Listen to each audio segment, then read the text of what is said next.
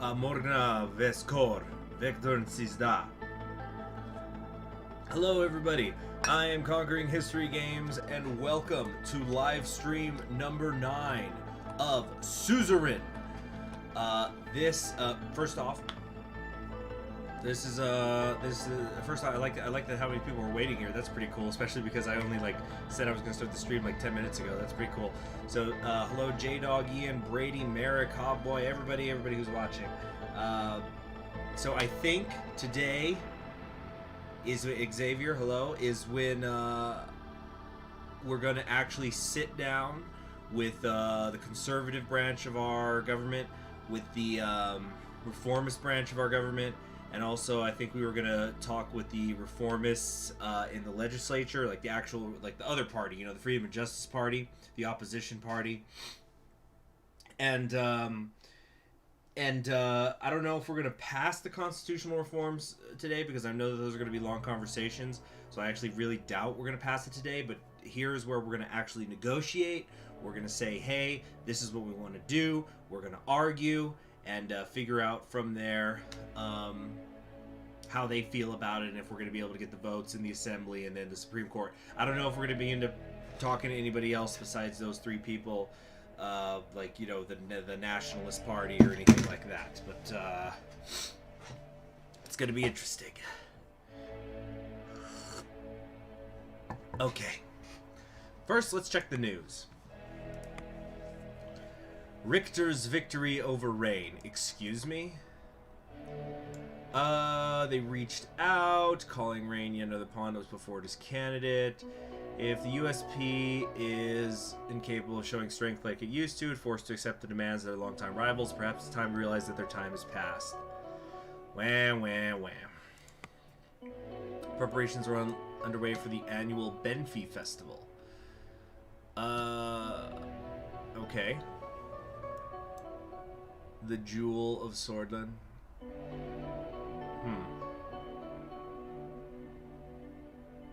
So this is Diet Lacovin. It's the Santa Fe to San Francisco. Got it. So are we going to begin the negotiations? Recession is hitting farmers. Okay. Dinner with business camp. Come on, we better have some constitutional negotiations in this. All right, we're gonna meet with some economic figureheads. These guys are all assholes, I'm sure. So we're gonna be meeting with Walter Tusk, Edith Agnock. This is the head of the central bank. Clearly, you know, he's supposed to represent Margaret Thatcher. Like, you know, she's a woman. She wears blue. It's pretty obvious. And then we've got Mikhail Avin, who is the co-chairman of the National Business Council, and Simon Hull, aka Cyril Figgis. So Walter comes in as soon as we're taking orders. I recommend the Lacovin salmon, President. You have to taste this local delicacy here, the best in Swordland. Let's see, I can choose to not get it and get something else. Oh, I think there's an achievement for this. Give me a second. It's a silly achievement, but let's do it. Peter better be on the grill during the whole meal.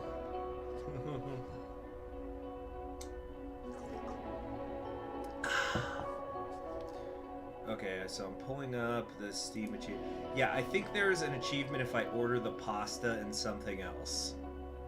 But also, this guy tried to bribe me, so fuck him. Excuse my language.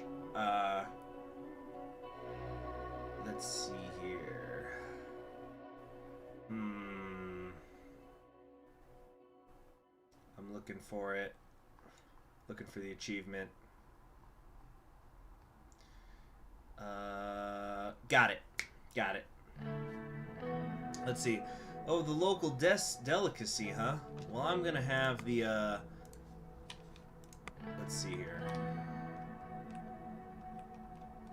Where's the... Yeah, this is Lesbia down here. Let's review what Lesbia is, because I actually don't remember. Codex. Wait, Codex, home. History, locations, countries. Which one is Lesbia? Right, this is like the really free market thing.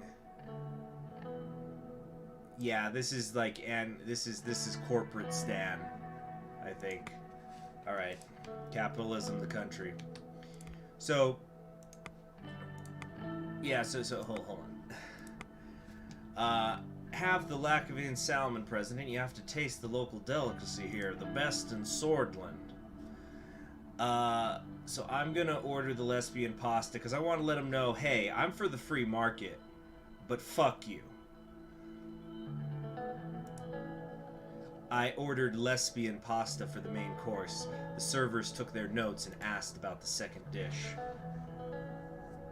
I'll have some rice for the second dish.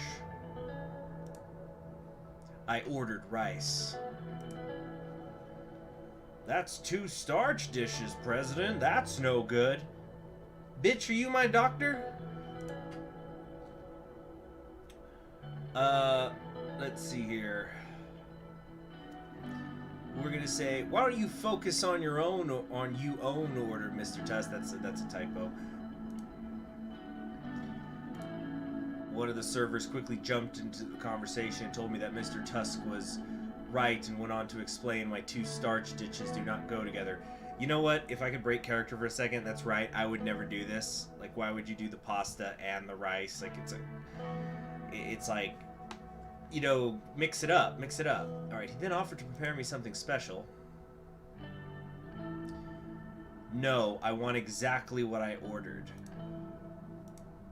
The server looked uneasy. He replied, I'm sorry, Mr. President. This is a very special establishment, and we want to provide the best quality service. Therefore, we cannot serve 2 starch dishes as they do not complement each other. Oh, come on. He's the president. Serve him what he wants. After a brief argument, the server agreed to serve my order and apologized. And boom, I got the achievement in the corner. I don't know if you guys saw that. You might not have, because I have it set up so that it captures the game, but not the display. But the achievement did pop up in the corner, at least on my screen. Sweet. That's an achievement only 1.2% of people have got. The servers placed that, but really I normally wouldn't have done that, but you know, I wanted to tell Tusk to go fuck himself, and that was more important than my meal. I'm gonna have a lot of more meals in the rest of my life. There's only so many dinners I get to sit down and tell Tusk to go fuck himself. Excuse me. The servers placed glasses in front of each of us and served bread and water. After they were done taking orders, they quickly left us alone in the private room. Okay, so how do we want to voice this Margaret Thatcher analog?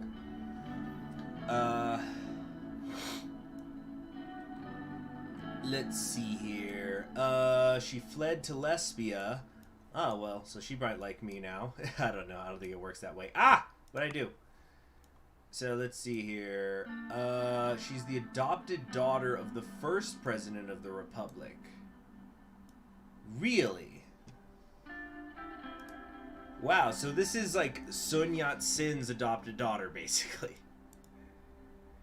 Let's see, ignoring your constituents for an achievement hunt. What constituents? I don't have no constituents here. I just got a guy who tried to bribe me. I don't got no fucking constituents here. Okay. So she was the adopted daughter.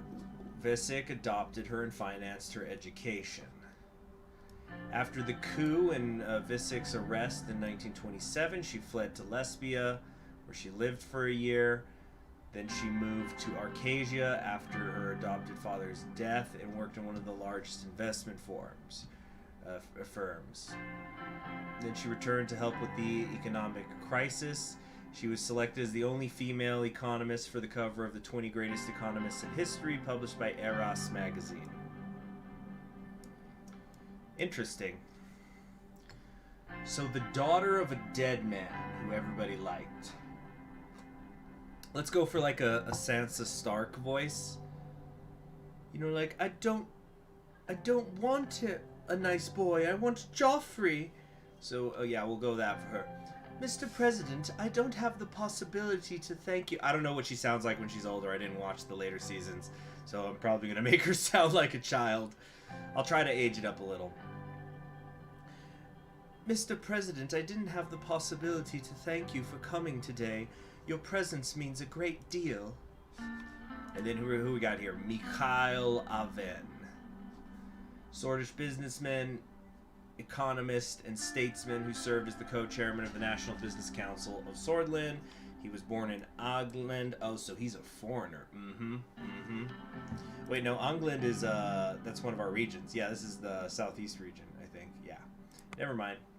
Whoopsie. I've been saying whoopsie a lot. Can you guys tell I've been watching a lot of pitch meetings lately? I'm trying to fucking... There we go. So he studied economics before he started his work at Gazprom. Gazprom, that's the natural gas state corporation. He was a financial advisor, then he was a project director. He transferred to that. He oversaw fishing settlements and turning them into economic centers. He gained international fame for his advice, which lifted Gilberdam from poverty. Was given the Medal for Meritorious Service by the Agnolia government.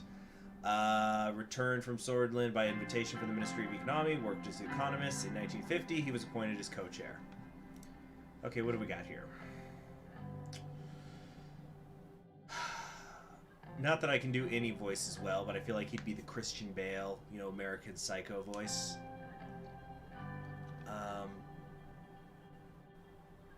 Freaking...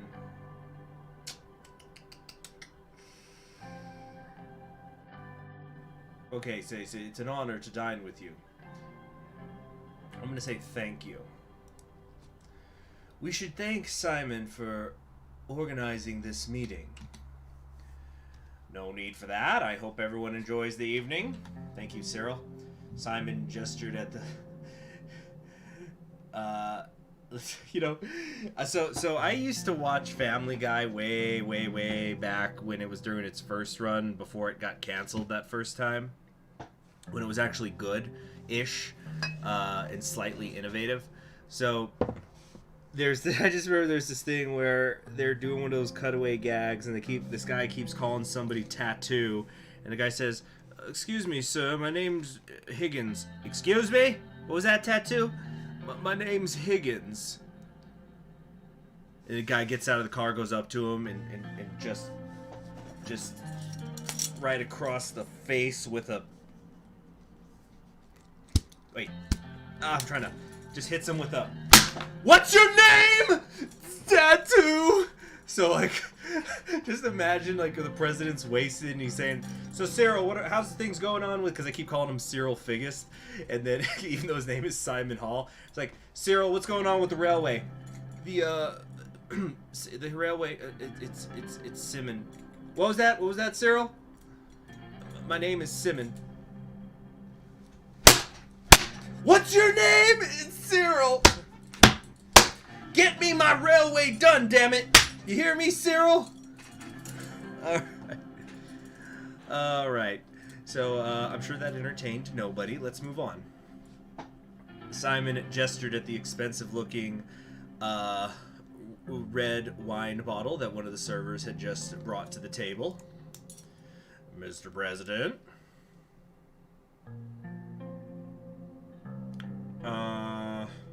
Yes? "Do you want some, sir? It's a Chateau de Felenco from 1934. "Let's try it." So, Simon poured some wine in my glass and waited for me to taste it before filling it up. "Hey, 10 Break! Oh, coming in. That is one way to announce yourself with the super chat. Thank you very much. So just to catch you up real quick, we're not doing constitutional negotiations right now. We're meeting with a bunch of economists first, I guess. He waited me to... Wait, why is Simon waiting for me to taste the wine before he pours it himself? Am I his freaking... there's the alert. There you go. Am I his freaking tester? Is he worried about being poisoned? I took a sip. It was bitter.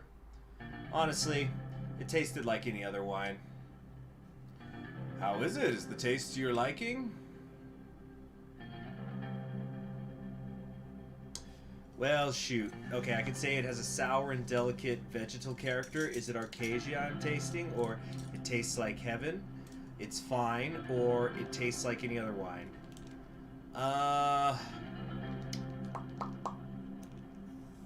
Let's see here. Oh, he doesn't want to fill it if I don't like it. You see, I don't know much about wine, but I also... You see, here's the thing. I am a little bit of a snob when it comes to alcohol, but I curb saying that out loud. Do I have the game soundtrack sped up? I don't think so. It does sound a little... Oh, it is sped up. It's playing at double speed. All right. Oh, wow. Good catch. Good catch there.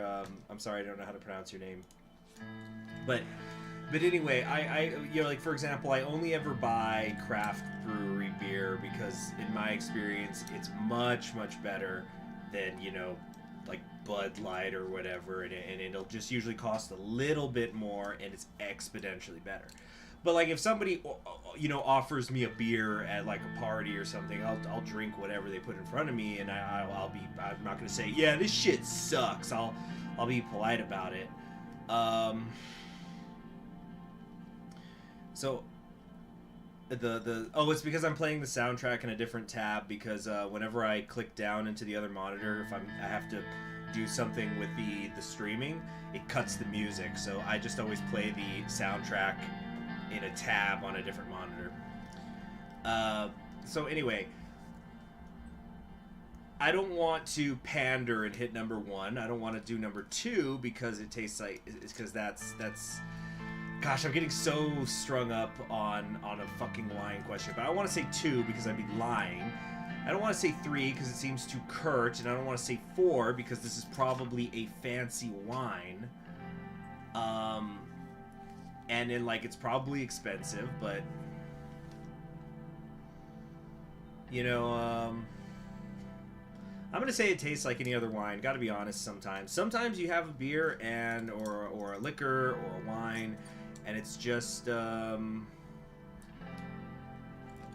it's, yeah, it's like, yeah, it tastes like any other wine. It's like sometimes things are disappointing. Let's see here. Oh, hot boy, you only drink when peer pressure gets you, as it says. What? This wine doesn't even need testing. Should I fill your glass, or would you want another drink, sir? I'm gonna say... I think I'm good. I won't have anything for now. Plus, I want to keep my wits about me with these people. Frenchie says, I'm trying to go sober, so can't drink. Okay, well, you know, good luck to you with that. Now, I'm a person who drinks alcohol, but I have known people who have, you know, abstained. And also, here's just a good bit of advice for everybody out there. If somebody ever tells you, oh, I don't drink alcohol, or, you know, or for some reason, never ask them why. It's none of your business. Maybe they just don't feel like drinking that night. Maybe they're on medication. Maybe they're pregnant. Maybe they've got demons inside of them that come out when they have booze. Or maybe it's just none of your fucking business, which would apply to all of the above anyway. Drinking alone just seems really depressing. Well, it depends on how you drink. Like, I will sometimes drink alone, but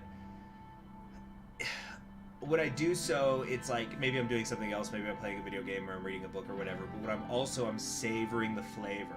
So in that sort of context, I don't think about, I would not consider that as like a depressing thing any more than like eating a meal alone, if you lived alone, would be like depressing. And you can say, oh, eating alone, it is depressing. And everybody's like, what, you gotta eat with somebody 3 meals a day your whole life? All right. So anyway. Yeah, religion's another good reason 10 brave people bring up.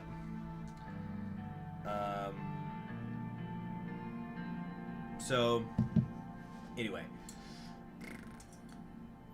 Yeah, right now you can't really drink with others too much. Anyway, so as you wish, Mr. President. He grabbed the bottle to pour some into Walter Tusk's glass. You didn't have to serve us, Mr. Hall. There's servers around here. After filling everyone's glasses, Simon stood up and raised his glass. I'd like to raise a toast to all of you here today. We're meeting here tonight in difficult times, but I believe that with hard work, cooperation, and trust, we'll get through this period as well.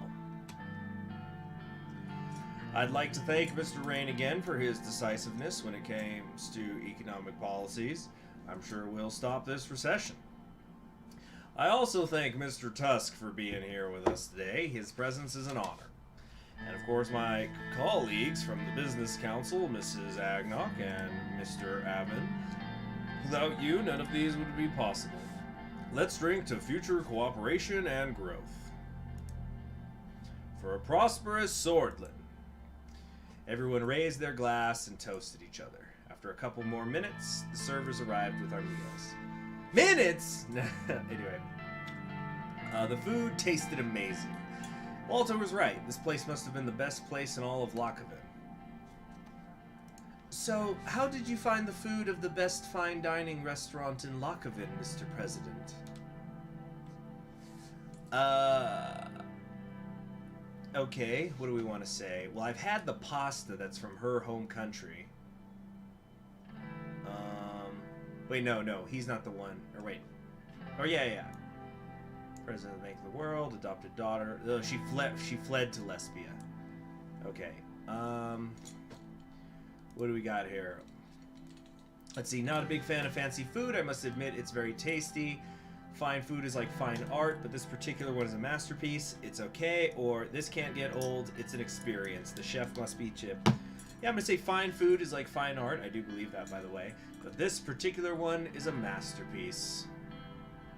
Be a man of the people and say not a big fan of fancy food. No, look, here's how I view it.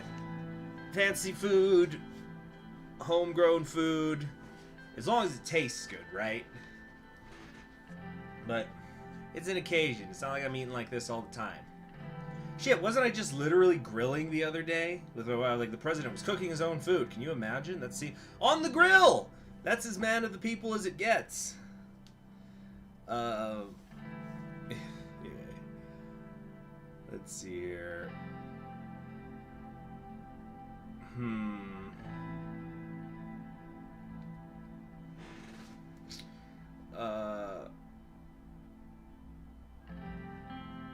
Let's see here. NPC Porky. Yeah, she fled to Lesbia. It's because, okay, so it's because her father was the president, the first president who got couped. So she had to flee the country. Let's see. I'm going to say, yeah, fine food is like fine art, but this particular one is a masterpiece. I know exactly what you mean. Art is something else. It embodies so much about us and the world surrounding our lives. Okay, cool. We'll get some conversation now. And food can... There's an art of everything. The art of making money, food, wine, and love. Tusk, you drunk. You bastard. Anyway. How are things going in the Maroon Palace? The pressure must have increased after you attended that funeral.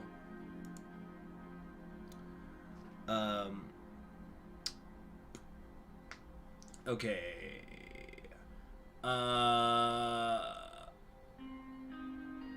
I'm gonna say it's tough, but our work on the new constitution continues. We all hope so. Whoops. As we conversed with Mikal, I heard Walter raise his voice in an apparent argument with Edith and Simon. We both stopped to listen. Arcadia knows the right way of doing business. Their approach to the world is real and raw. I'd prefer that cutthroat approach in comparison to the niceties. Well, I mean, it's a nice country to visit, too. We have traveled there often on business trips. Their attitude on all countries are nice to visit if you have the cash. Let's see here. I'm gonna stay silent on this for now. Mikhail joined in. It certainly depends on what you're looking for. Cultural tourism doesn't require a fancy hotel. That's true. I've stayed in some rats' nests in the past. Going to visit free stuff in a city. Hopefully he doesn't try to bribe you in front of everybody. He's just all wasted. Hey, Mr. President, I know you didn't want the money, but I got another check here. I could write all kinds of zeros and commas. Come on, do it. Do it. Do it. Just he's just got the check in his hand, and he's kind of time for some ASMR. You're gonna hear the paper crinkle. He's just pushing the check on my face. Come on, take it. Take it. Take it. Let's see.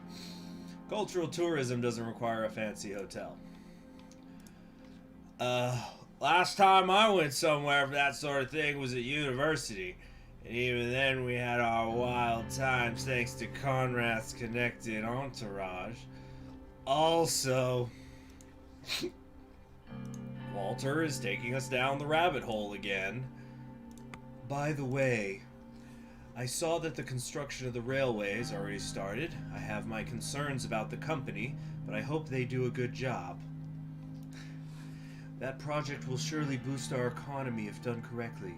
The mood is already becoming positive. I have to congratulate Mr. Rain for starting such a massive project.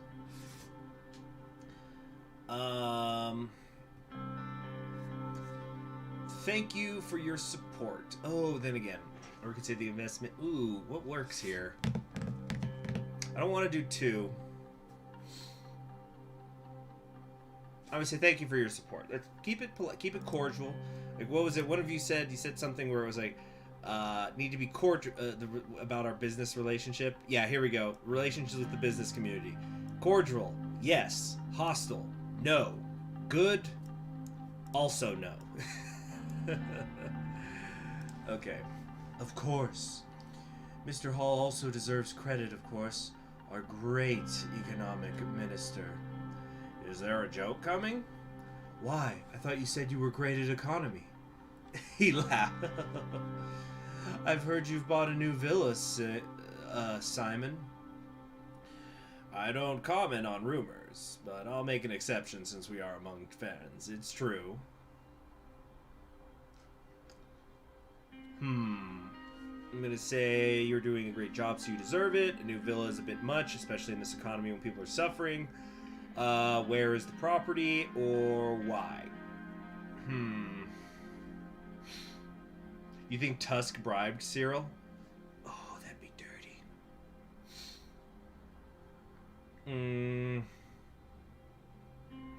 Let's keep it cordial. Let's keep it cordial, because I'm sure we're going to be arguing plenty later. For right now, let's go, oh, where's the property? So then we know where it is, so we can confiscate it, because we're communists. I'm kidding, we're not communists. Radical centrism, baby! It's a small seaside villa on the outskirts of Conriat. It's just a modest house with a swimming pool and a small golf course on the property. What? Let's see. Great city to buy real estate in. Conriat is seeing a... Okay, so wait, where's Conriat again? Okay, Conriat is the ocean side area here next to near the capital. Okay. So you're becoming a neighbor to Marcel Coronti. I don't even remember that. The AI is smarter than me. Who is this? Business Marcel Coronti. Ah, this guy who owns all the things. Yeah, one of the richest swords alive.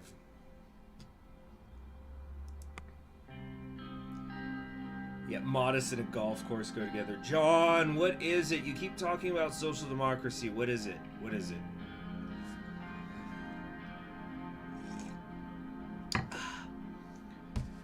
Let's see here. Cyril should know he's the greatest subject. Okay, you see, we were being polite, but now we prod. Now we go, so you're becoming a neighbor to Marcel Caronti. Not really. His place is very remote. Conrad has a way of pulling people in, it seems. Edith, who was sitting to my left, gently put her hand over my arm for a few seconds. Easy, lady. I know I've got all this sexual magnetism, what with me not having eyes and instead letters that say CHG on my face, so, you know, face cam in the bottom left. So you know, I'm a little different from most people you see, but I'm married. And I would say the same thing if it was a guy, by the way. Come on, let's not talk about finance or politics for now. We came here to relax. Yeah, that's right, we were talking about art. She turned to Walter and Simon. Isn't that right, gentlemen? They nodded at her and took a sip from their drinks. She slightly leaned towards me. So, Mr. Rain, why don't you tell us what's behind that strong character of yours? I heard that you were brought up in the capital and experienced all the power shift as it happened. Is that right? It must have been tough. Did you just call me a sexual viper? What does that mean? Oh, man. Viper. Let's see. I try to leave my past behind and focus on today. It's who we have become that matters. Or it was difficult times in the capital, but I've learned a lot about politics. I didn't suffer much thanks to my family. We didn't have much, but we were stable. I try to leave my past behind and focus on today. It's who we have become that matters. Because now I make choices instead of randomly number generating my backstory. Okay. That's what I say after a good night of drinking. What? I've never met your family, Mr. President. How are they doing, if you don't mind me asking?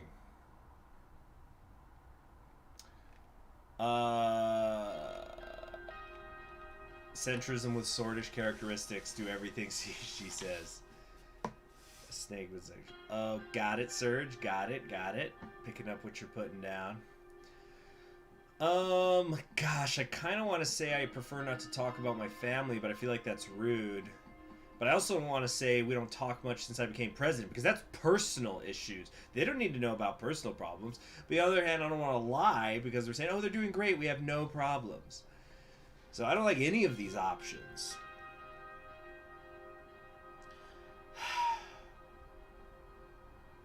Yeah, it's Simon who's bringing it up, and like he's cool, he's in my cabinet, but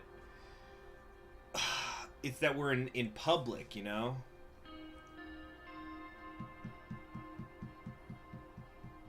I know this probably doesn't matter, but I'm really stuck on this, actually. I don't want to talk about there being problems with my family in front of fucking Tusk.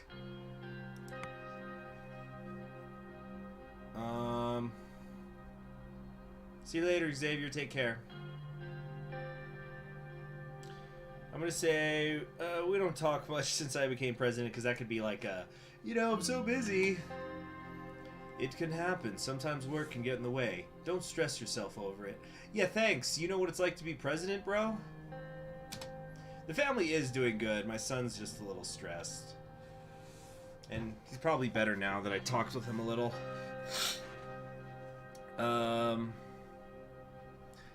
Okay. Family is everything. My advice would be to make sure that Frank has a solid relationship with you. He is your future, after all. Don't worry about the little one. She's just gonna grow up to be a broodmare. That's all they're good for. Can say, why do you even care? Okay, the kid can handle himself. He doesn't need anybody. He's going through the teenage period. It's difficult to connect with him. He's a little shy. I'm trying my best to be a good father to him. He seems to be somewhat introverted. I don't want to say, why do you even care? Because the rest of them, well, actually, who knows? Maybe they do know that he tried to bribe me.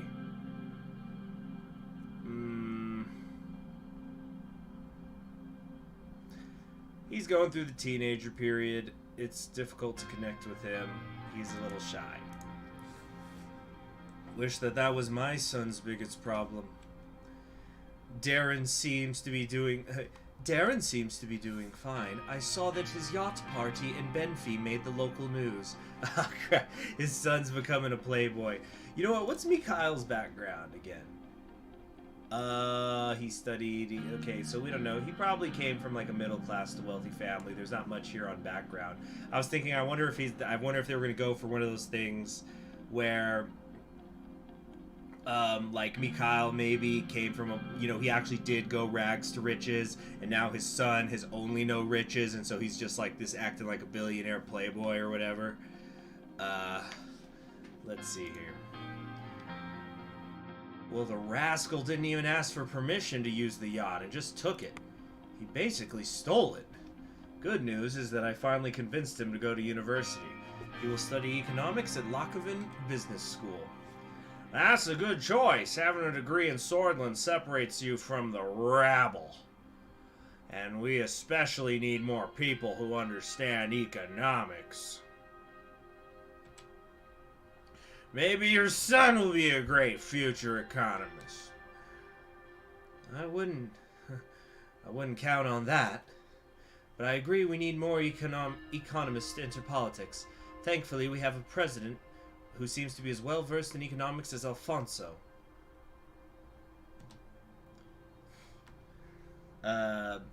He turned to me. I'm fairly confident in your abilities to fix our recession.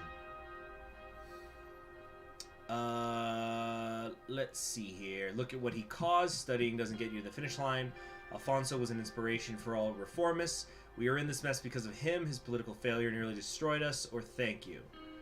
We studied history. Yeah, we studied history, but what he's saying is that because of the decisions I've made, I seem to be as well versed as Alfonso was, even though I didn't study economics at university. Oh, excuse me. Oh, man.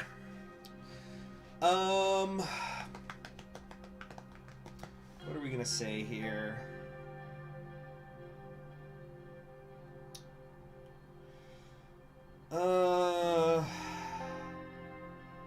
You see, Avin's on my side, so I don't want to get hostile to him.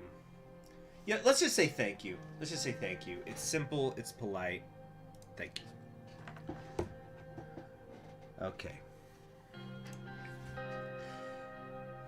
I hope we can repair the damages to our economy.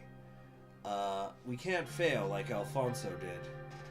Correction, it wasn't his policies that destroyed him, it was the old guard.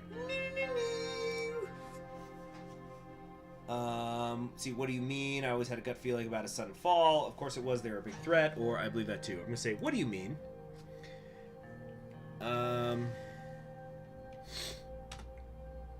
He threatened their economic power base over the country through a vast privatization plan.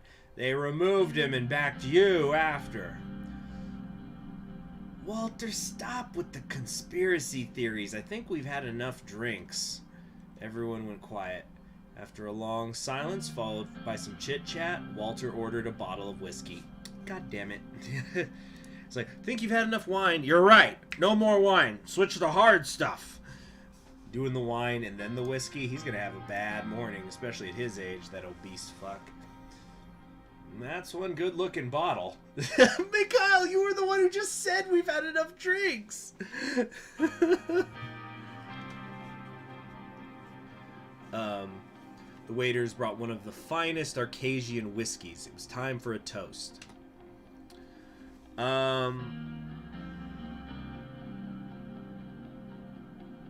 Okay, so I haven't been drinking. I'm gonna say, Simon, would you give a toast again? Let's kind of be polite to Simon. Sure. Simon stood up, seeming to have a slight issue with his balance. May the wheels of fortune always turn in our favor. The future of abundance awaits us. Cheers to that. I think it's time we call it a night. Edith stood up. Most of us we're all a little tipsy at this point. Most, that doesn't mean me. I want to thank you, Mr. President, for joining us, and you, Simon, for putting all this together. Thank you all for being here. Thank you, Edith, for joining with a bunch of ugly rich men. Or it's getting late. Let's call it a night.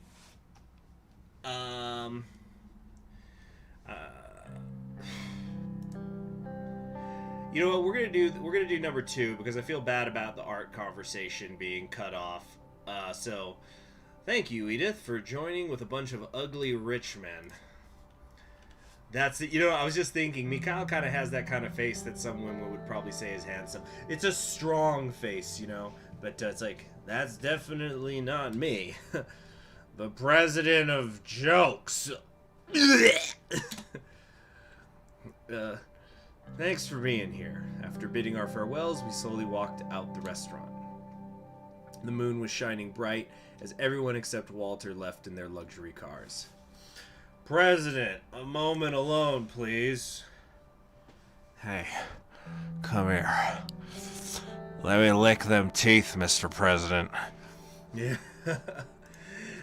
He called me inside the small VIP lounge. Oh no, he's gonna give me a lap dance.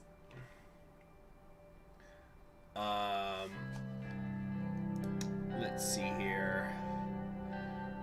What do you want?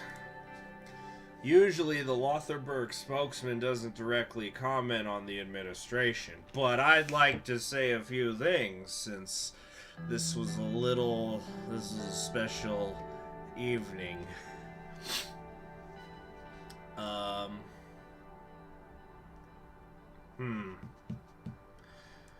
I'm gonna say sure if you have to. Let him blab. He's drunk. Maybe he'll give away something.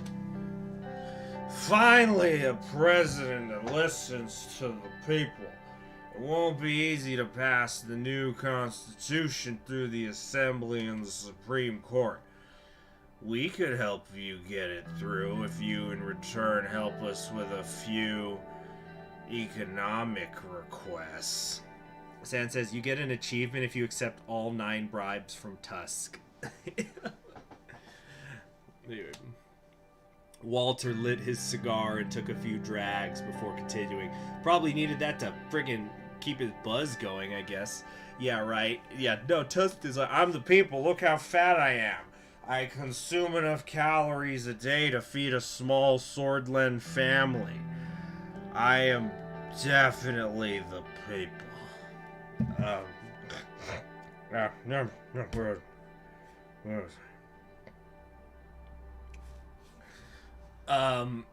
The consensus that we see eye to eye in the economic direction you've taken promoting a market economy.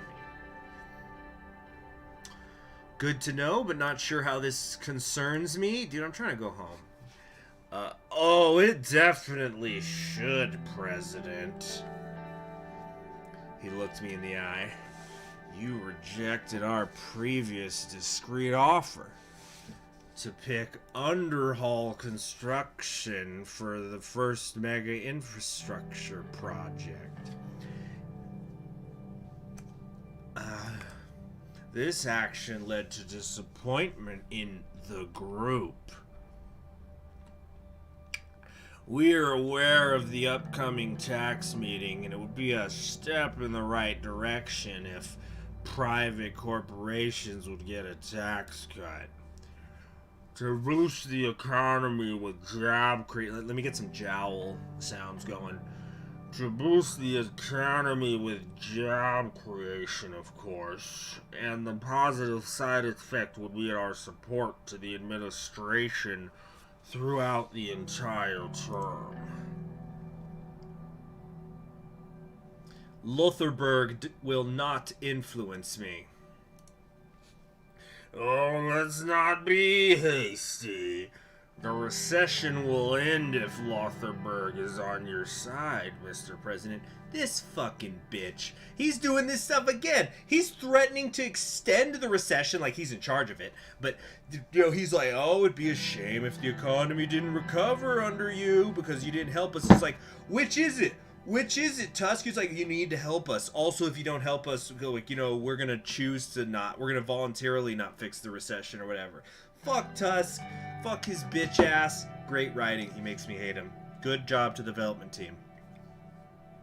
Bro, we should, you know what? Screw democracy. Let's swerve to communism just to spite him, right? Let's do it, guys. Let's go. All right, hands in. Communism on 3. 1, 2, 3. Communism. I'm kidding. CHG, do I ever plan to play Nostalgia, the Berlin War on this channel? Yes, I do. I've already purchased it. But that's not what we're playing right now. Why can't we all just be friends? I don't think so. I have other plans for the economy. We haven't even discussed what the tax plans are, but I just wanted to tell him to fuck off. Oh, that's a shame. I did offer you a peace branch. There was an awkward silence. Either way, President, we're here and always ready to work with you if you change your mind. Don't forget that. There is nothing to work together on. Good evening. Good day, sir. I said good day. Sergey came to pick me up. Enter the car. Bro, I'll put Sergey in charge of tax policy before your fat ass. I entered the car and we drove to our residence in Lakovin. Sergey took the seaside route. Okay, can we do constitutional reforms now? What's going on over here? Car bomb attack. No casualties, no injuries. No perpetrators, no connections. Okay. So just a bomb exploded?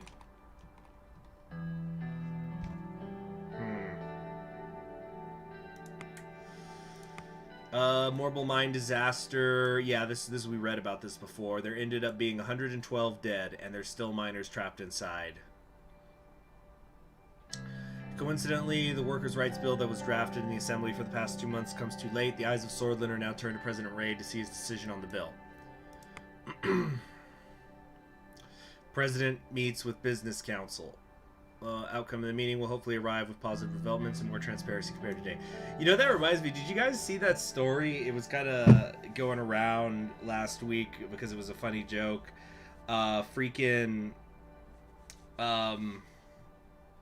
That I think it was Al-Qaeda or was the Islamic State, but anyway, they were doing a bomb making class, and the bomb I guess they were practicing on or making blew up in the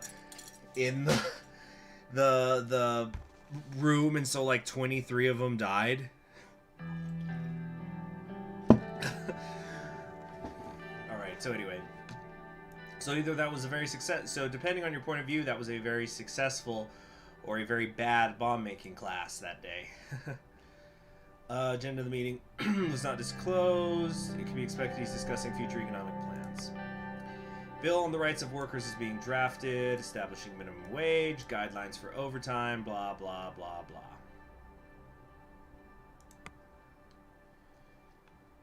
Okay, tell me this is Constitution. Budget allocation of the government of Swordland. Wait, there's a report here first.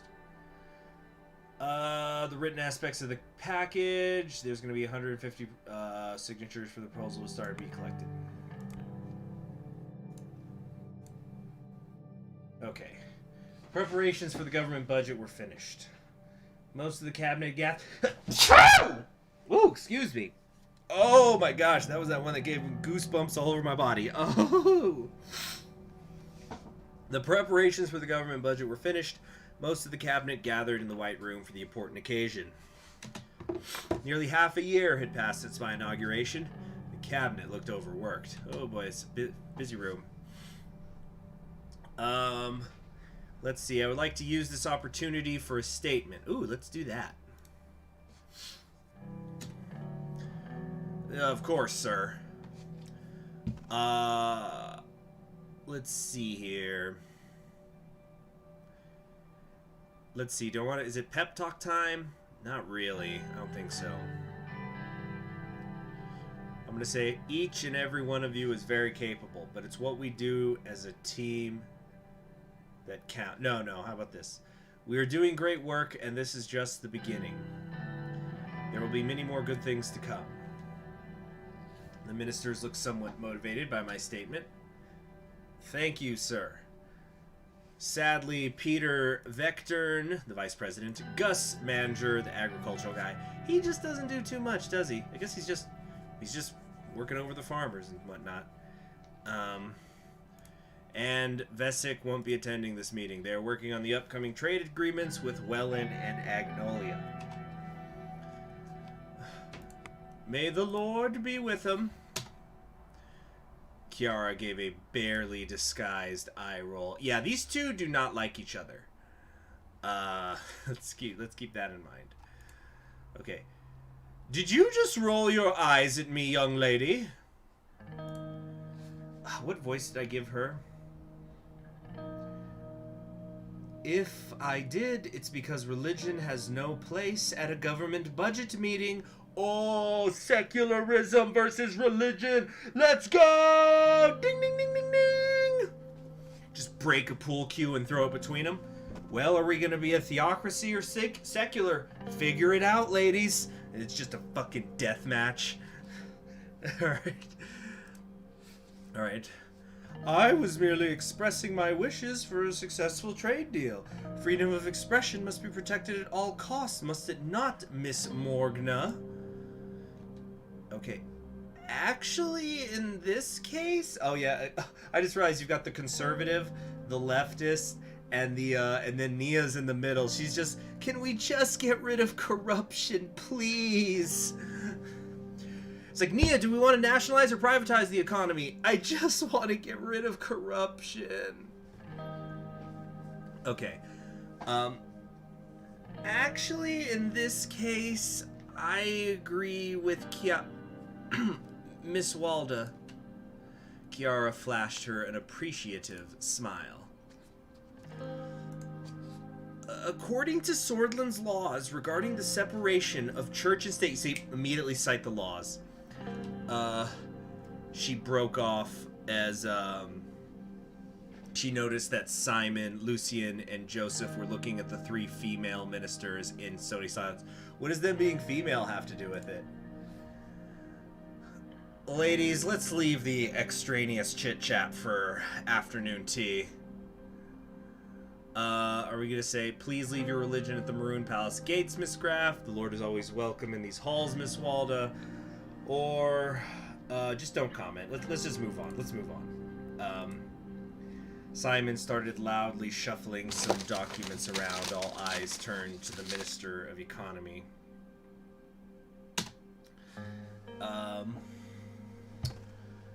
Okay, so we're doing tax. This whole thing is specifically about taxes. Merrick says tell the actual Thatcher to leave. But there's like 4 Thatchers in this room with 3 women. Haven't we established that? Yeah, this is a meeting. This is a budget meeting, not a discussion on secularism. I think it's they just don't like each other. That's like seriously, it was just that could definitely be seen as a little joke, you know, like, oh, God help them or whatever. And it's like, let's keep religion out of the government. It's just, it's like, there was this comedian many years ago who was this total flash in the pan called Dane Cook, but he had a joke where it was based around that he was once in an elevator with a guy, and the guy sneezed, and then the comedian, he in response says, God bless you, you know, achoo, God bless you, and the guy goes, oh, I'm an atheist. It's like, what? Who fucking cares? You know? It's like just they just wanted to start a fight. It's like, what are you supposed to say to an atheist when he sneezes? Achoo! Hey, when you die, nothing happens. Alright. So, let's be nice to Simon. Thanks to Simon's expertise, I'm sure we will achieve lots of great things today. You know what it should be? We need to have it that whenever, because we have so many Thatchers in our cabinet, whenever somebody sneezes in the cabinet, somebody needs to go, Thatcher bless you.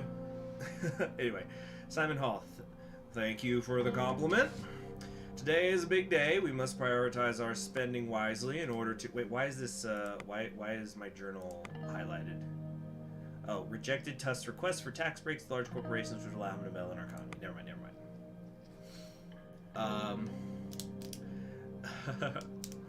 Let's see. Today is a big day. We must prioritize our spending wisely in order to achieve the goals we set as a government. While maintaining enough political support, if I may add, promises were made during the election. There are three options regarding the budgeting of the four main branches of government. Either we increase, maintain, or decrease the funding. So increasing will, you know what, here's what we're going to do. Hold on a sec. Tax policy, where else hold on. Budget, building, and constitutional negotiations. Okay. Increase funding to everything. Just fund all the things. Money printer go brrrr, caramel dancing. Okay. Maintaining will keep the funding, resulting in no visible change. Decreasing will causes a loss of efficiency in that branch. Okay, can we rely on the private sector? Moving away from big government is the right choice. The problem isn't the amount of money spent, it's how efficiently we spend it. Okay, in true centrist fashion, we're going to say, the problem isn't the amount of money spent, it's how efficiently we spend it. It's... You know what? I don't remember what voice I gave her, so we're going to go Irish. It's true that... You know, my bad Irish accent. It's true that many of our policies could be far better implemented. Yeah, because she doesn't have a background story.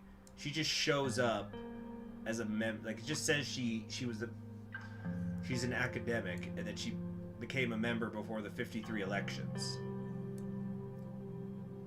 Oh no, here we go. Here's her background. She taught philosophy and political science at 2 different schools, 2 different universities.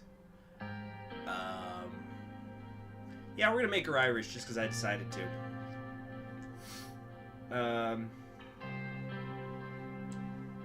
Let's see here. It's true that many of our policies could be far better implemented. Our welfare systems are full of issues that need to be addressed, for instance. We have to be careful as to what we fund, so we have resources remaining for another investment project.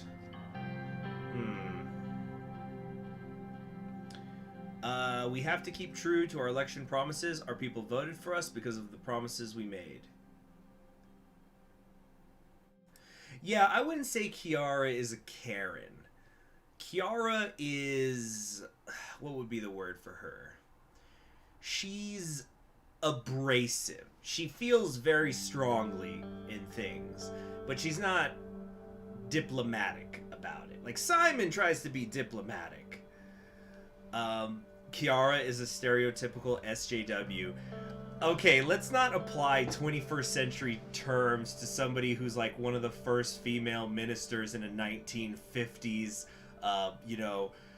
post-military junta, pseudo-military, authoritarian regime state. And we're gonna say, what an SJW. Are you saying, because if that's the, like, if saying, you know what, maybe we should also teach girls to read makes you an SJW, I don't even know where the fucking line is anymore. Like, she's very abrasive, but are we gonna start throwing the SJW? Just, she's so not based, guys. See there, Porky. And then, like, what? Are we gonna start using? It's like when the war with Rumberg starts. Conquering history games, go sicko mode on them. Let's just all calm the freak down. It's like people who say Ronald Reagan was a socialist. Okay. Anyway, we just have to keep true to the election promises. Our people voted for... And actually, somebody remind me, if she don't grill, she ain't chill. Now, that's a great way to put it, Hop. I'm going to be right back. I'm gonna go grab an interesting book.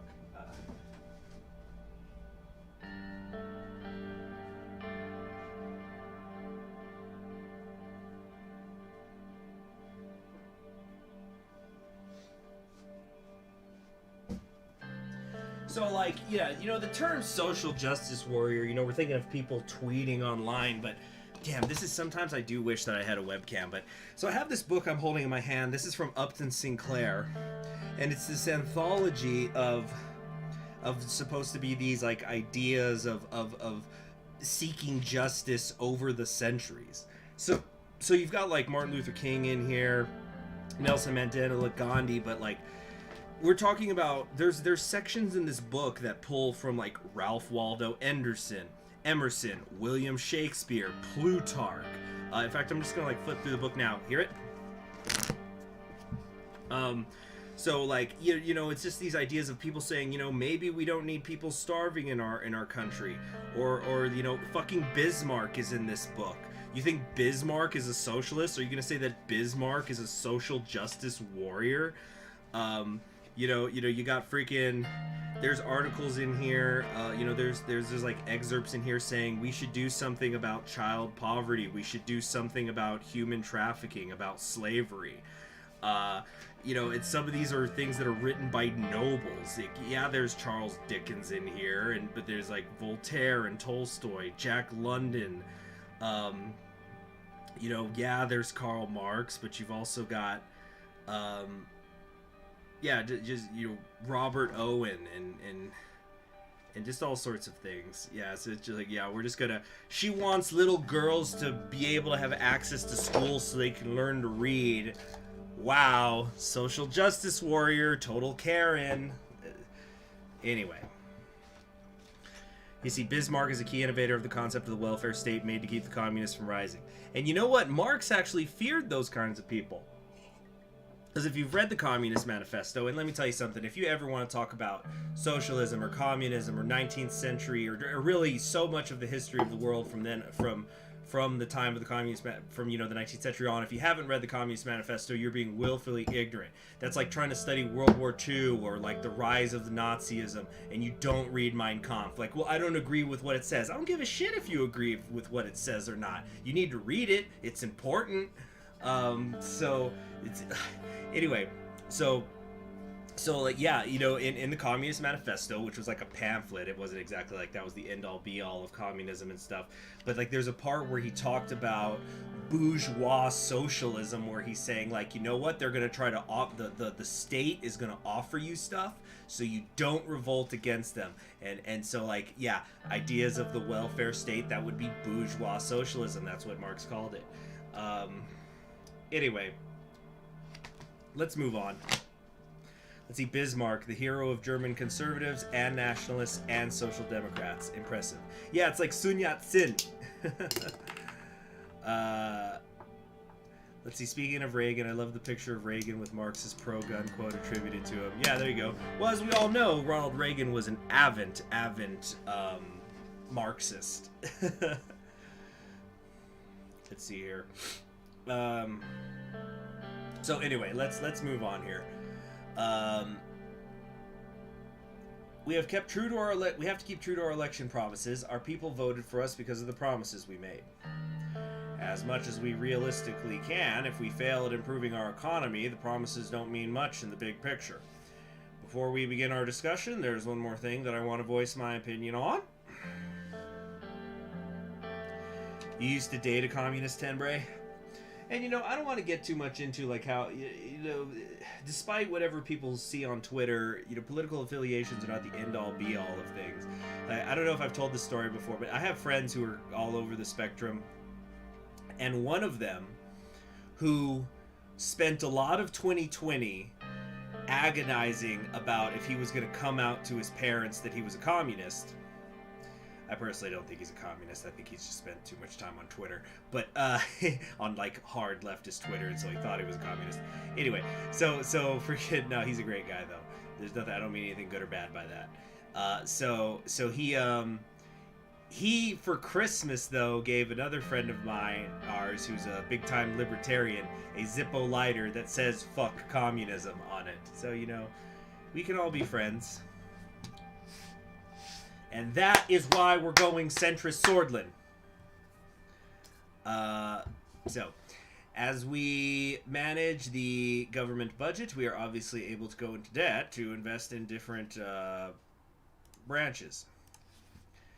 Although debt is a possibility under these circumstances, it would dent our financial system, worsening the economic crisis if we push it too far.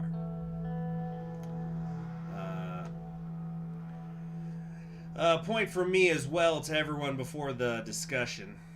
Given the current state of the country, the economic situation is a political priority right now, more so than ever.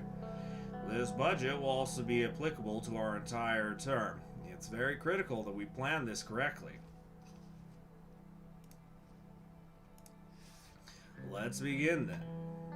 Which branch should we discuss first? I guess it doesn't really matter. Education. Education first. Boom, that was what we ran on. Our education system is lacking, not only in funding, but also in modern curricular principles. Our outdated curriculums waste our youth. That is the reason why I advocate two things. An increase of the budget to improve access to education in rural areas, and a new education reform. To be honest, Swordland is lacking compared to Arcadia and United Contana when it comes to education levels. The backbone of any country is its people, and we need to protect our future. You see, this is exactly what I'm talking about. You know, there's a reason that she's a part of the USP. She could easily have been like the way you guys talk about her, why didn't she join the opposition reform party? She just wants to educate the country, because education will,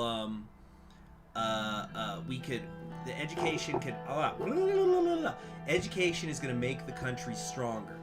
You know, that could be, it's going to give us more doctors, it's going to give us more doctors, it's going to give more teachers, it's also going to give us more economists, it's going to, lift people out of poverty, and people not in poverty can spend money. That's her point of view.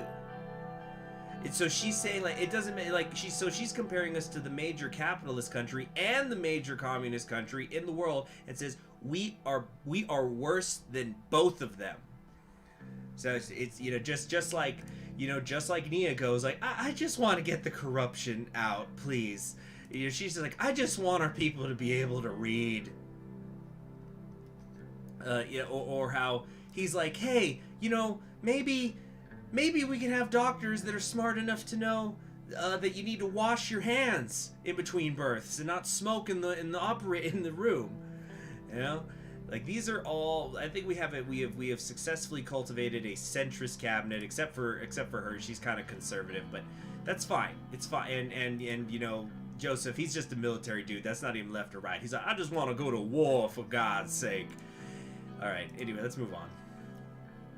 We need to ensure the new generation is as well educated as their counterparts in more modern countries. Nonsense. Swordland is still here because of this very system that you insult. How can you insult a system that teaches our sons and daughters the principles of national identity and pride? Let's see here. Oh, wait. Oh, shoot. I didn't even see what you guys were typing. So you guys are arguing about what's the trigger for going below -2%. What would be triggered? I went -4. I was perfectly fine. Seriously, we can recover later. Privatizing the SSC and the National Minery Corporation. Independent, educated people. Gotta spend money to earn money. I'm gonna have to agree with Sant. We need to spend big. We're in a recession. The SSC and the NMC are inefficient and outdated. We can get like 8 budget from that, depending on which way we privatize. Pascal doesn't have an attitude. National identity and pride is not mathematics and science. Yeah. We don't compare ourselves to other countries. Swordland is Swordland. I agree with Lilius. Swordland is Swordland. I must also remind you that we promised we were going to focus on education during our campaign. You were right, Lucian. We can't let people down. Lilius is right. We'll pave our own path. We didn't get this far by imitating Orcasio or Katana. I agree with Kiara. It's time we invest in education and enact reforms, or I will think about it. No, we're gonna go with Kiara. This is what we ran on, and we did. Yeah. All right. Next, I think we just have to go through all 4 of these. Our healthcare system is vast and provides free services to most of our citizens. However, the quality of our health services is far worse in low-income and rural areas. Therefore, I think we should receive more funding to address this disparity. I agree. I have recently begun an investigation into healthcare in Narbel, and the numbers are not good. If we don't increase spending in health services, we at least need to maintain it. Otherwise, we are putting lives at risk. We have just started a new analysis on what would happen if a pandemic struck Sordland. According to the results, if our healthcare facilities remain in our current state, the death toll would be unimaginable. I'm not even talking about the damage to the economy. This is a matter of life and death, Mr. President. It should be treated as such. That's indeed worrying. We should try to fix whatever we can as a government. That is only if a pandemic happens. We need to improve our healthcare. What else are we here for if we can't keep our people alive? You know what? I'm gonna have you guys vote on this. This should be fun. And we'll do a runoff if necessary. So get ready for the polls to be open.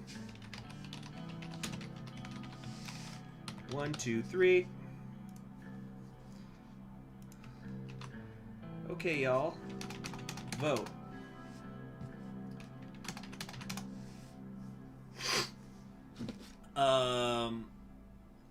No, there's not a pandemic in the country right now. He's saying if a pandemic did hit the country, though.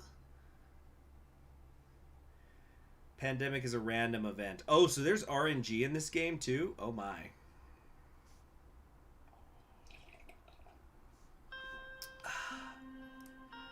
So, get voting, y'all. It's in the chat. Uh-oh. Oh, don't tell me we're having that issue again where it's not showing me results. Is anybody able to vote in the poll, or is it giving zeros again? Son of a bitch, I'm gonna need to... Oh, nope, there's the results. There they are. Okay. Okay, yeah, so please vote, everybody. Vote, vote, vote. Vote, vote, vote. Vote that booty. In the meantime, let me open up this book here. And, let's see here.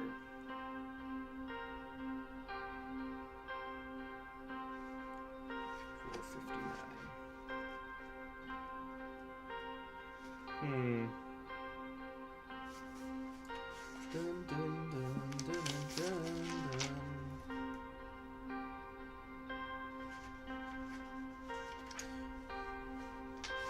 Okay. So while you guys vote, I'm going to read something from the humor section of this Cry for Justice book. This is by Upton Sinclair, by the way, who I'm sure a lot of you know who he is. Okay. So this is Mr. Dooley on Success by Finley Peter Dunn, who was an American humorist and social commentator from the who lived from 1867 to 1936. Let me pause it so you guys can hear me proper. The millionaire I'm going to read it as it's spelled. The millionaire starts in as a foreman in a can factory. By and by, he learns that whenever the men working for him has invented a top that ye can open with a pair of scissors, and he throws them down and takes it away from him. He's a robber, says ye. He is while he's got the other men down, but when he gets up, he's a magnet. Alright. What else have we got here? Most of these are really long, though. Let's see here. Let's see. Here's another fun one. So this is from a poem by Francis Villon. It's called Diomedes the Pirate to Alexander. The emperor. This poet lived from 1431 to 1463. The emperor reasoned with him. Why should you desire to be a pirate? The other replied, Why call me a pirate? Because you see me going about in a little galley? If I could arm myself like you, I would be an emperor. This humor's maybe a little dry for you guys. So let me check the results. I think everybody who has voted is already voted, or is going to vote, I should say, is already voted. So we'll go ahead and call it. With 57% of the vote, we've got number 3, we need to improve our healthcare. What else are we here for if we can't keep our people alive? Okay, law enforcement. I would like to have an increase in the funding of law enforcement to increase the size of the police force and raise salaries. We have so many internal threats to tackle, and I'm already stretching my units far too thin with the limited resources allocated to me. Nia cleared her throat. Law enforcement is certainly a high priority. However, I feel tackling internal corruption is of far higher importance than increasing our police presence. You know, I just had a thought because she's got the green eyes and the blonde hair, and it's probably also because I've been watching way too much HoloLive recently. Can you imagine if Amelia Watson was voicing Nia? Hold on a sec. Let me see here. Like, you know, she gets upset about something, and then you just hear... Let me pull up a soundbite. It's like, Nia, I'm sorry, we can't fund your plan. And then you hear... Oh, come on, load. And you just hear... That's her response. You know, just, Nia, I'm sorry, it's not going to happen. We have to think about education first, Nia. I'm sorry, we can't fund your police, okay? Why? That's just the way it is. I don't understand! I'm sorry you don't understand, but that's the decision we've made, Nia. I turned the other way and it still doesn't do it! I know. Anyway, so now, okay, enough silliness. Everybody's probably leaving now. So we're not gonna do Amelia Watson's voice though. So law enforcement is certainly a high priority. However, I feel tackling internal corruption is of far higher importance than increasing our police presence. So I remember this was the thing that they were arguing about before. It's like, do we need more cops or do we need to flush out the bad cops, basically? Directing the funds to my department would solve the problem at its root. If corruption is still rampant, all the police in the world won't help us. We need a specialized anti-corruption police unit, which we could create if the funds were directed to me. I agree with Miss Morgana. We should not reward a I agree with Miss Morgana. We should not reward a structure that is responsible for an ever-increasing number of human rights violations. Additionally, corruption is the reason of our government's inefficiencies. It needs to be tackled. Corruption!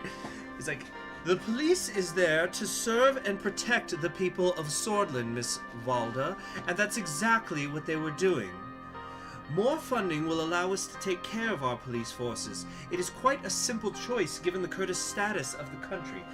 Now, guys, I want to be perfectly clear here.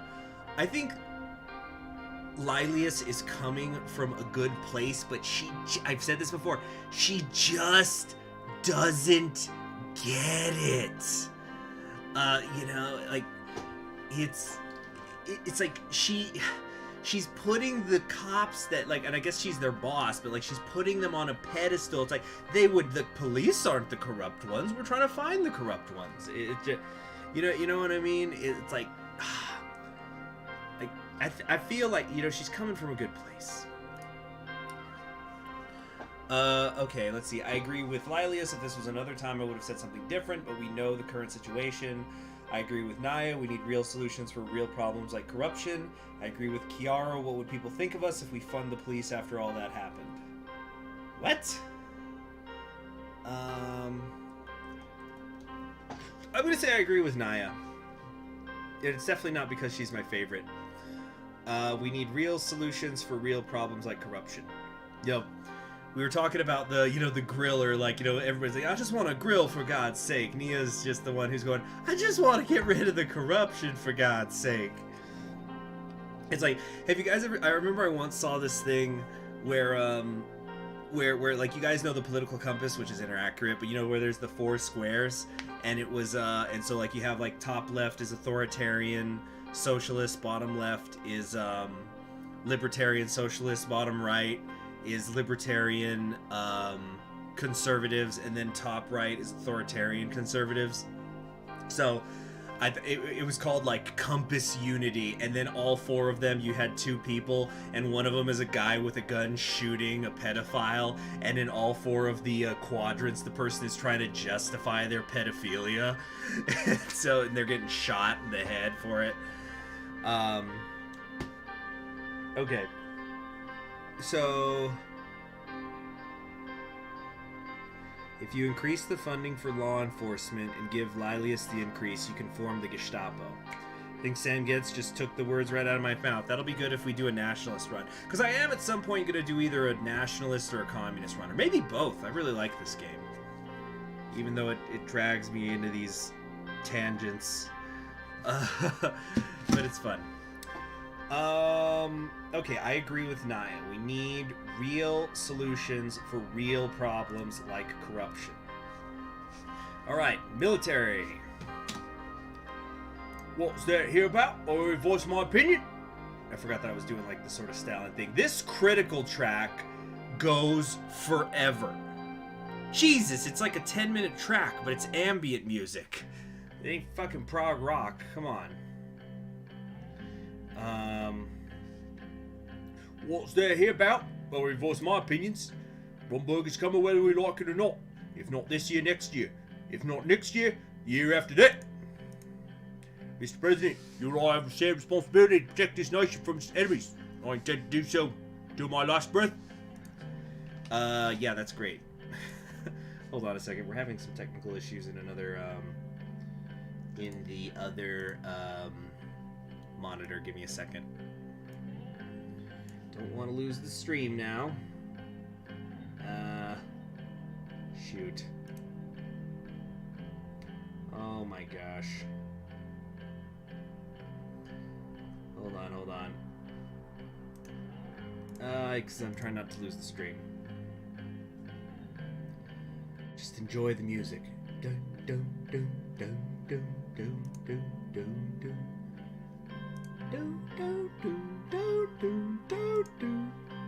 Okay, here's the problem. Here's your problem. Okay, you close these. There we go.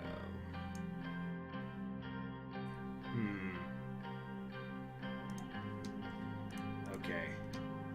Our foreign minister? Yeah, we've got a foreign minister. That's, whoops. That's, freaking, notes. Oh! I forgot that. I could do this. Notes. Okay, yeah. Yosef Zhukov from Death of Stalin. There we go, so I can remember what voices I give people. Country overview. No, yeah, here we go. Yeah. He's the Minister of Foreign Affairs, but he's not here right now because he's working on the trade deal.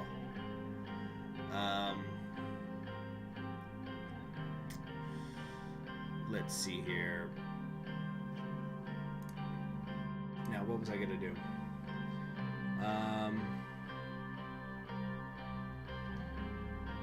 Alright. Now then, we were going to do something or other.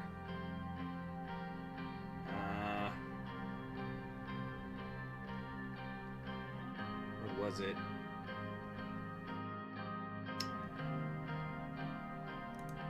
Give me a minute. I'm so sorry. I'm trying to pick this up. Okay.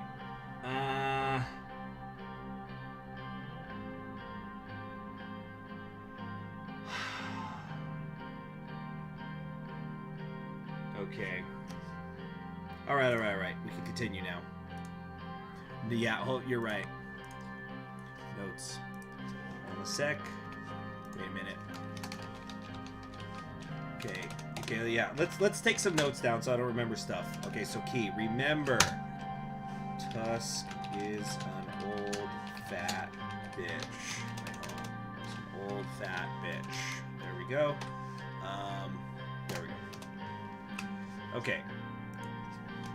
Okay, Nia, Rachel McAdams, ish. There we go. Okay, and then we're gonna have to pick up something for Tori later. Oh yeah, Kiara, Irish-ish. Alright. Got it. Alright, let's put the notes away and get back to the game. So, Mr. President, you and I have a shared responsibility to protect this nation from its enemies, and I intend to do so to my last breath. I'll say this with certainty. If Rumble doesn't make move against Swordland in 2 or 3 years, my name is not Joseph Lancia. And see, Joseph was starting to lose control of the volume of his voice. There is no argument against increasing the budget for our army when there is an enemy on our doorstep, waiting for us to make one wrong move. Anyone who thinks otherwise is a fool. Oh, that's okay, dude. I think you made yourself clear. I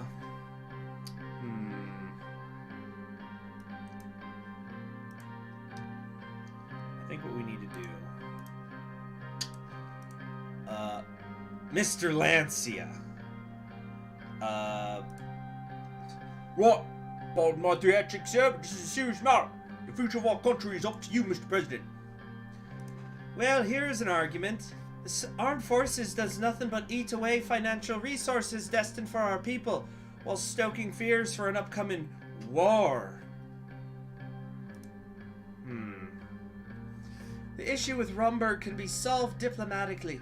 What kind of message are we sending to them and the whole world if we suddenly start ramping up our military budget? We are ready to defend our nation, Miss Walda. Exactly. Why is Kiara... Okay, now she's getting a little annoying. She's starting to jump in on everything. Yeah,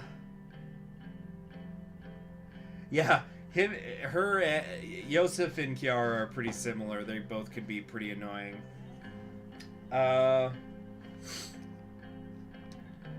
Let's see here. I'm gonna pick neither for right now. We don't really know what the situation is with Rumberg, and I've been getting the feeling that Joseph is kind of prodding things along. I'm sure they're actually a threat, but I think Joseph also is kind of popping a boner for a war. And we're trying to set up alliances, so hope maybe the alliances will be enough to fend off Rumberg. They'll back off. What is it, Merrick? Merrick, what is it? Okay, we're moving. Oh, what's it? They want a war. No, I'm sure they do, but like Joseph's also prodding things. Anyway.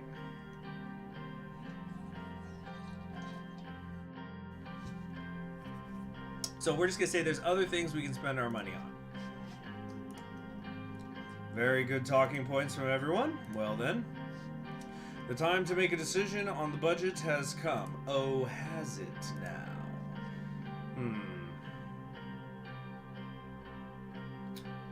Let's see here.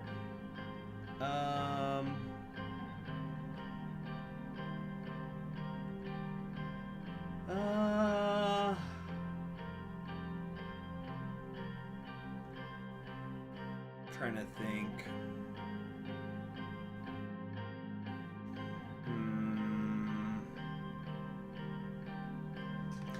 I feel like I've got to throw Joseph a bone because I'm starting to get scared he's gonna like plot against me.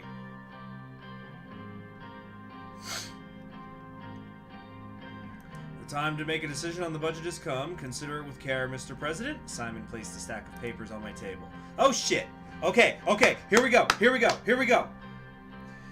The healthcare system in this country was at the healthcare system of the country was at a crossroads. Since the 1940s, the difference in quality between urban and rural hospitals was getting worse, and the average life expectancy dropped. The situation was becoming relatively dire.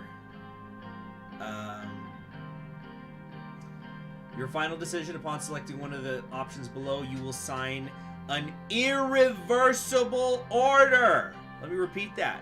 Irreversible order. That means you can't reverse it, people. We don't want this. Inflammable means flammable? What a crazy world. No, I'm sure he does care about the safety, but I think he's also gotten a little paranoid. Okay. Please think carefully because there will be no going back this time. Okay. So healthcare. So this is okay. This is how much money is in our budget right now. Okay. What did they say? We have like 3 things to choose from, basically. So something's not going to get funded. What was the 4 things? It was health, education. Hold on. It was health, education, military, police, or like Justice Department, interior stuff. We're definitely going to increase education, for sure. Straw poll it. No, we're doing democracy with conquering history games characteristics. I meant Swordish. I'm just thinking. Plus, how else am I going to stress you guys out if I don't let you guys have a voice? We're going to definitely do health. No, we're going to definitely do education, for sure. And we probably should do health as well. Okay, let's increase healthcare. We're going to do that. Yeah. Because our infant mortality rate is horrible. Horrible, horrible. The education system in Swordland was overburdened. So this is an easy one. The education system in Swordland was overburdened. The lack of schools, teachers, and even equipment in certain areas caused massive gaps in what was otherwise known as one of the most robust systems around a decade ago. Upon selecting one of the options below, you will sign an irreversible... Yeah. So we're definitely... This is an easy one. We're going a little bit into debt. Crank up that money printer, baby!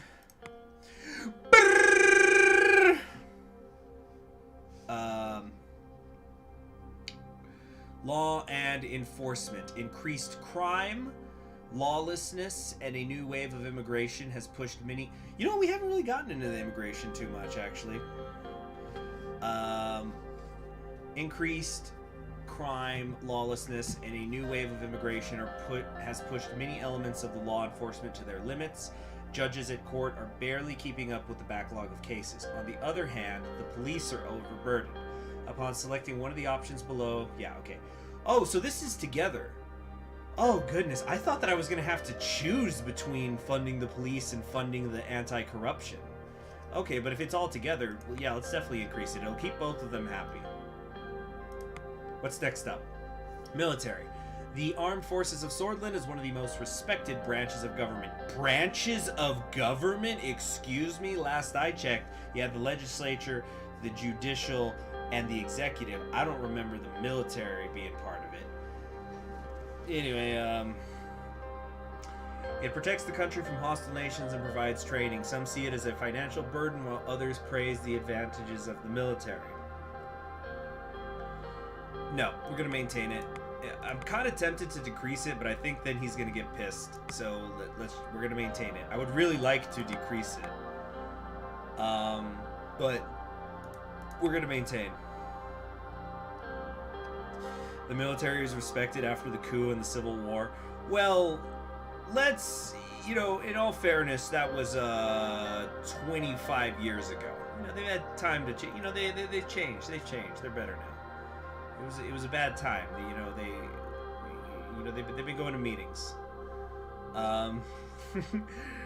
Yeah, let's see here. We're gonna increase. No. I already hate that I'm at -2. Your promises will be remembered and they will have consequences. All right, let's just double check. Health increase. Yes. Education increase. Absolutely. Law enforcement increase for sure because it's a 2-for-1 special. Military, maintain it. I'm tempted to decrease, but I think he'll throw a shit fit if I decrease it. So, your promises will be remembered. They will have consequences. Are you sure about your decisions, Mr. President? Yes, I am. I am Swordland. I had finished allocating the government budget to the satisfaction of some cabinet members and the dismay of others. They and I knew this would define a significant part of our term. If you can't get allies, Roomberg will come. Well, I think we're going to get allies. I think we're already, yeah, we're going to be okay. We were, like, if we go to the Codex, I keep clicking the wrong damn thing. Yeah, we were already working on getting something going on with Agnolia, and we could probably, if we could just get one other nation, what have we got, like, Vogsland, Wellin, Lesbia. Vogsland might be difficult because them and Agnolia don't really like each other, but, we'll figure something out. Yeah, so we're in debt. Just crank up the brrr, baby.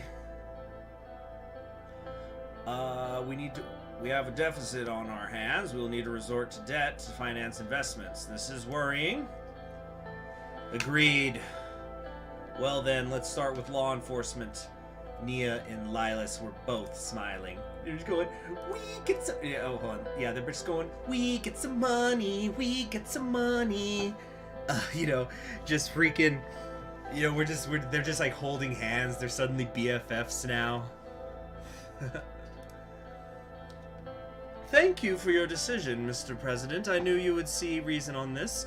Considering our internal security threats are on an all-time high. I feel like I'm making her too posh. She was in the army. She was an NCO. If anything, she'd be kind of loud.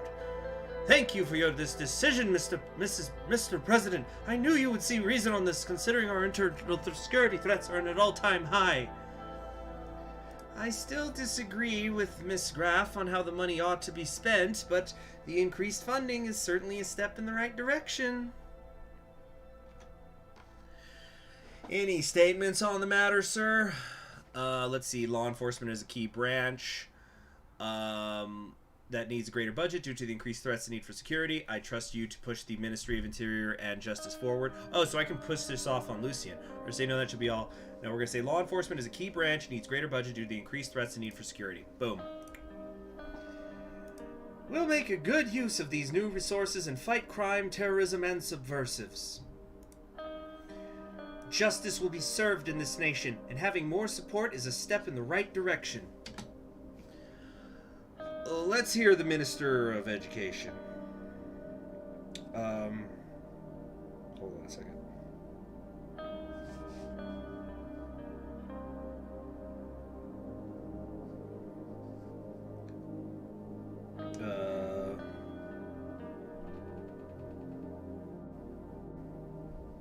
Okay.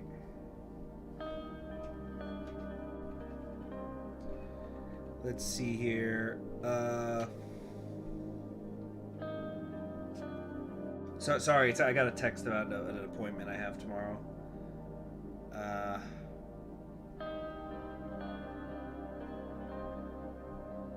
Great. Let's hear the Minister of Education. Kiara was eager to comment. This is our dirge. Oh goodness, that's so dark, Tenbray.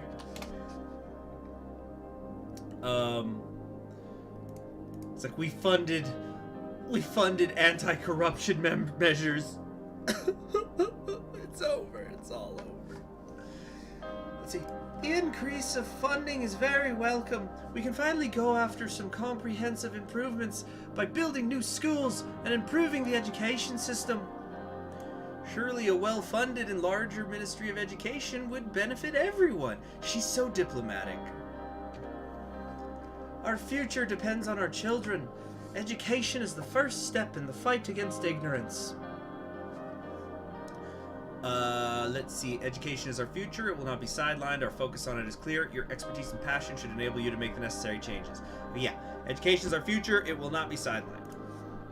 Thank you. It's great to see a positive change in the attitude of the administration for the first time in a decade.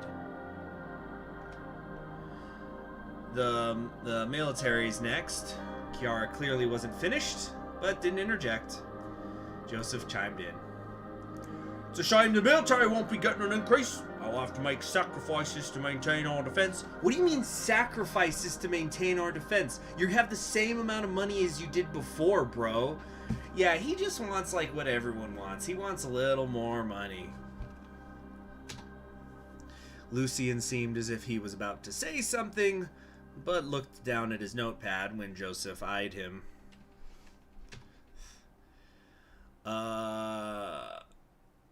Let's compliment him a little. With your talent and expertise, you will overcome the issues our military faces. It will be harder to do so, but I shall find ways. It is my duty.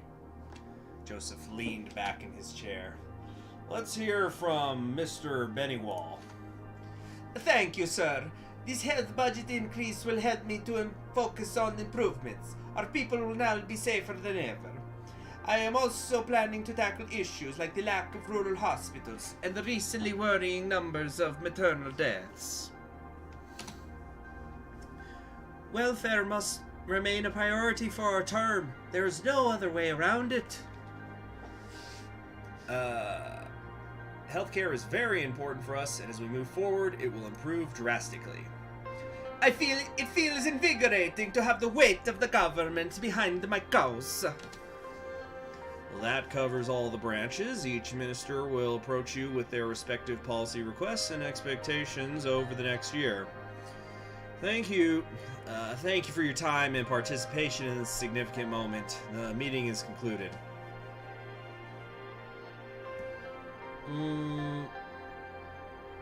Let's see here.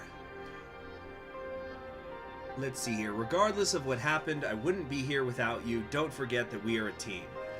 You know, really, this is just I'm just first amongst equals, folks. Because we're all equal in hating extremism.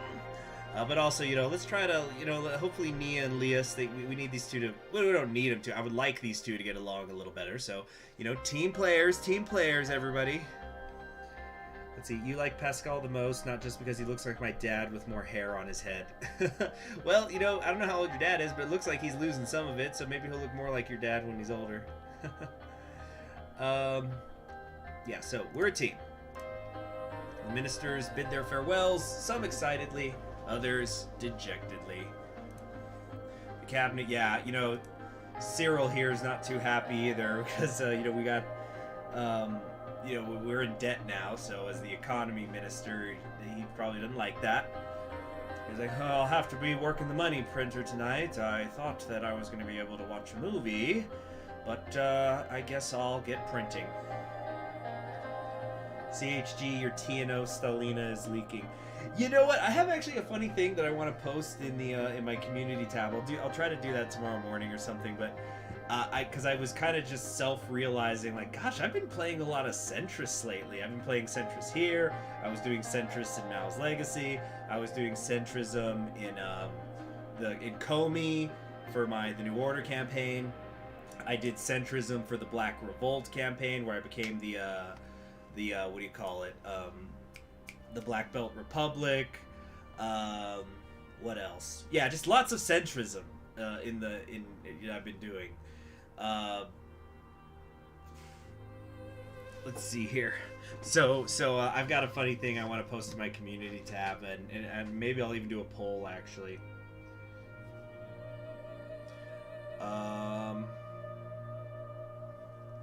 CHG was known as a communist, now he's just a griller. And yet I continue to never be accused of being a fascist, even though I once literally uploaded a campaign of me conquering the entire world as Hitler. Which was like the least of my crimes I've ever done. The cabinet slowly dispersed out of the White Room. The budget for our term was concluded. Hold on, what? Oh, son of a bitch. Hold on a second, I think we've got recording problems. You've got to be kidding me. No freaking way. What? Okay, no. I thought that okay, we're fine. I thought, I just thought there was a technical issue. It doesn't matter. Anyway. We've got some news. Turn the page. What's the news today? After a marathon 18 hours of negotiations, the Sortish governmental budget for the current term has been finalized. The government envisages spending around 40 billion SR, Next year, almost 29 billion more SR than this year. Holy crap. So we didn't just double the budget, we almost quadrupled the budget. Wait. Yeah, so... Yeah, we almost quadrupled the budget. Damn. Well, big changes need to happen. Okay, so we're doing internal security. Miss Graff expressed gratitude. This increase will help us bring and maintain the peace that we've all waited for. These two are happy. The increase will help everybody in Swordland. Okay. Okay, and that was really nice of Joseph to not go bitch to the press.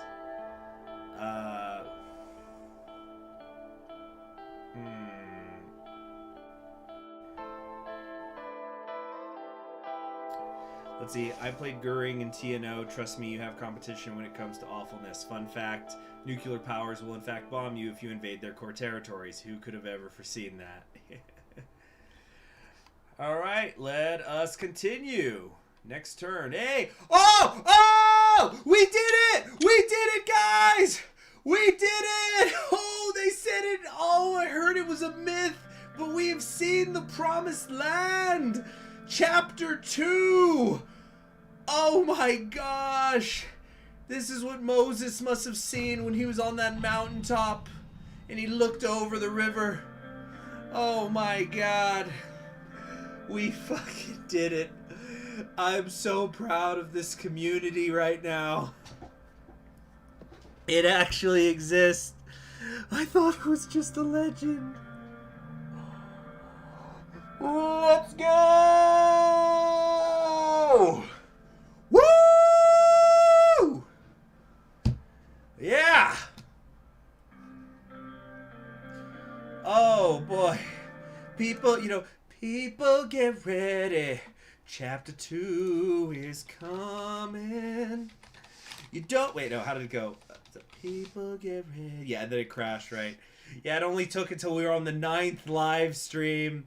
But, how's it go? People get ready. Everybody. Chapter 2 is coming. You don't need no save files. You just press continue. All you need is faith to hear the pages turning. Don't need no ticket. Wait, no, how's it go? You don't need no ticket. You just praise Swordland.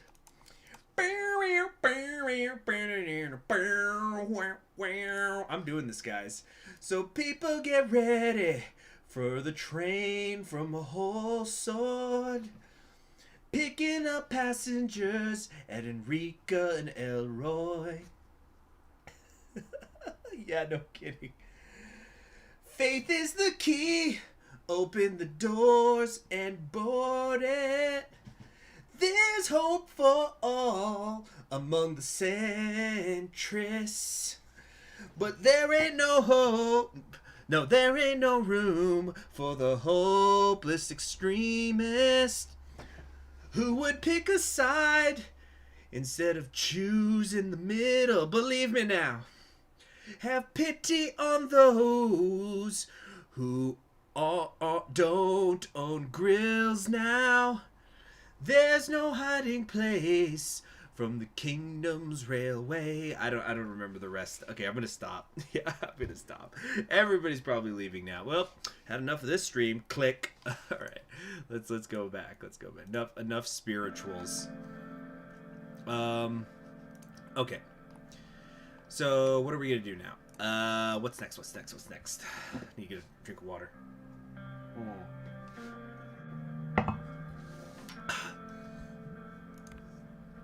Workers' Right Act. Sign or veto the Workers' Right Act that was approved by the Grand National Assembly. Isn't this what we proposed? Oh, so it's our first chance to do a veto. Section 1, well, we're just going to pass this because I'm the one who suggested it, and it Lesbia's capital is your sister's name. What? Let's go look at that in a second. But Section 1, establishing a minimum wage of 2.5 Sortish Ren per hour. Section 2, sets a weekly maximum of 60 hours of labor. Section 3 establishes a double overtime pay per hour after 40 a week. Man, this is already better shit than I get in Texas. Section 4 determines that workers are to be protected against occupational hazards and be provided humane work conditions. Section 5 establishes that migrant or undocumented workers have the same workers' rights as citizens. If any employer shall not abide by these rules, they will be heavily fined by the government, and if not corrected, will face legal action. Wait, this is gonna cost me budget? Oh, crap. Oh, man. I didn't know this was gonna cost me money. I think they did say that, though. You're right, Sengens. We still don't have those trade deals coming up. We've got the trade deals coming up, and we've got the railway that's already halfway done. And plus, when in doubt, we're going to tell Cyril, get on that motherfucking money printer. He's just cranking out the money. Just... yeah, sign it. No hesitation. Whoosh! Save that game, baby. Let's see here. Government budget decreased. Whatever, bro. Don't matter to me. Hold on.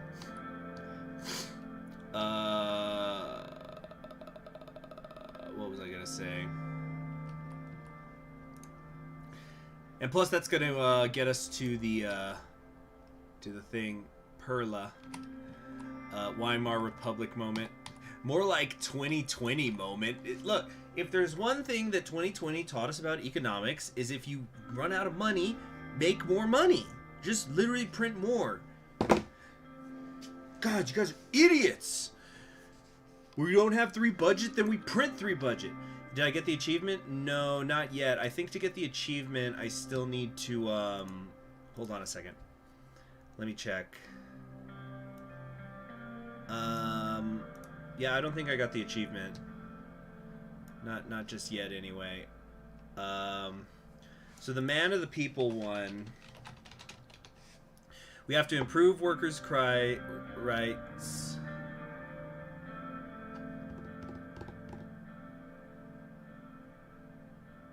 Hold on.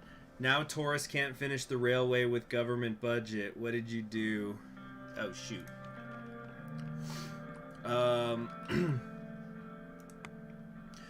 Whoopsie. I signed the Comprehensive Workers' Rights Act of 1954 into law.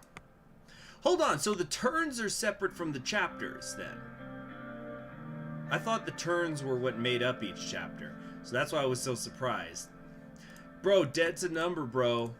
Debt's a number, just like age, and how jail is just a room. 6 unread newspapers. What do we got here? New law on workers' rights. Signed into office. Manson Like, who campaigned heavily for the bill, expressed his gratitude. This is just reviewing what the law does. Recently implemented, it has caused the protests against the government to mellow down after the Morrible mine disaster. Chants of anger have turned into solidarity marches.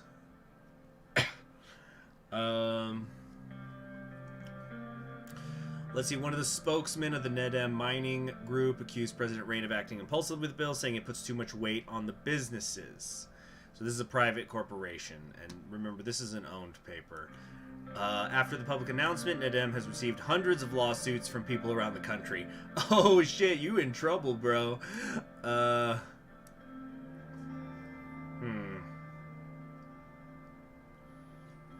Lockevan League of Women March. Okay. Radical workers' right bill signed. In a surprising move, President Rain has decided to do something right for his citizens by signing the workers' rights law into a law.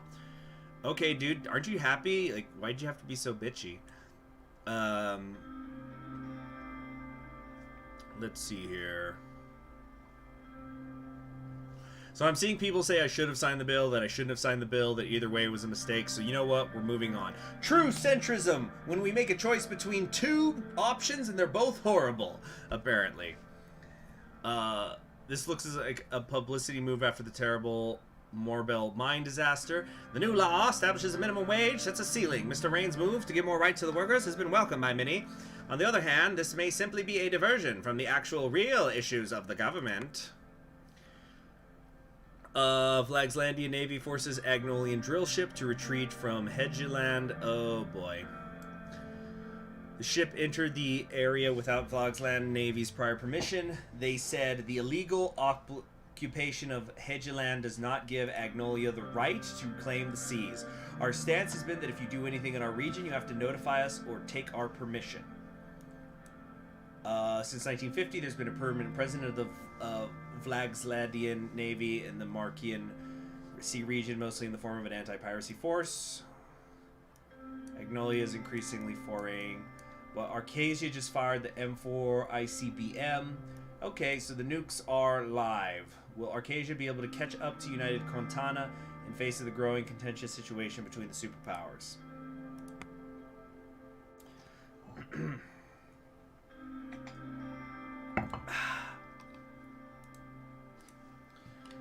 Alright. Oh, geez, a lot of talk going on. State-owned, negligence. We should not be in the business of operating energy companies. Regulate, but don't own. Radicals are never happy. Hadgeland did belong to Flagsland before Agnolia took it during the revolution. Yeah, I know that there's, like, controversy over this, and so we probably are not going to be able to get an alliance with both of them because they hate each other. Are they like North and South Korea? No, not at all. Not at all. I don't think so. I think that's a poor analogy. No offense. What's going on here? Offshore drilling is increasing tensions. Military equipment is outdated. What else is going on? Massive network of priests has been discovered. Okay. These priests, they were praying menacingly. Okay. Education is neglected. Okay, this is just reviewing stuff we already know. Let's move on. Oh boy, a lot of stuff here. Oh, let's do something with our family. Or, oh my gosh, we're never going to get to the constitutional negotiations. Are we? Fuck. Alright, regional investment decision. Gus Manager and Simon Hull have prepared an extensive regional investment package to revitalize one of the top 3 economically fragile regions by boosting the municipality budgets, providing large sums of business grants, and giving cheap loans to companies with liquidity problems. The proposal can be implemented in one of the following regions, that being Brega. So Brega is the southwest, Lauren, which is the kind of east coast, and Agland, which is the northern part near Rumburg.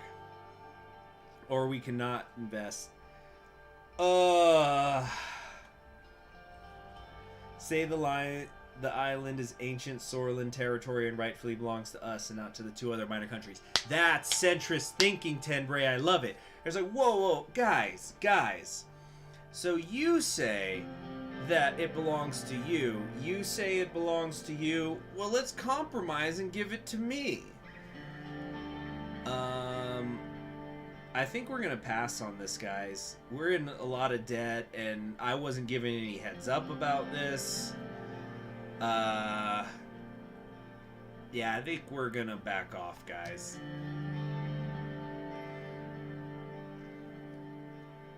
Invest in Bergia to help the Bloods. Anglin is for trade negotiations. Oh, okay. You see why? Now, I think we. Oh no! I didn't mean to click that. No! Oh no! I think I invested in Lauren, and that was the one I was saying I didn't even fucking care. Like, Lauren, I didn't see any incentive, that it was the worst of the 4 options. I think I clicked it, and then it immediately saved. Load from checkpoint. Can we?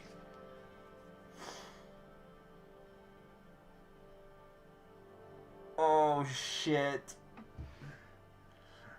Come on, be good to me, be good to me, be good to me, Suzerain. Come on, devs, you've made a great game. Make your game even greater.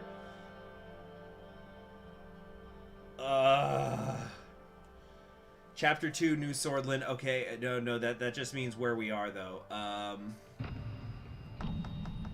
Lauren was the one I wanted the least.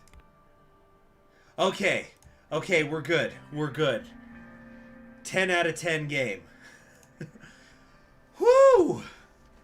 Oh, man, I actually broke into a sweat. Just, ah! Okay. We're okay. So what I was saying, I don't see any reason to go into Lauren. We just haven't, like, it's the coal mining area, I guess, but besides that, we don't really know much about it.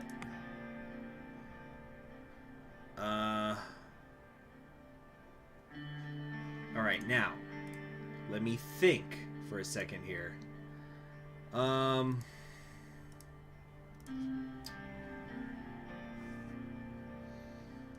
think...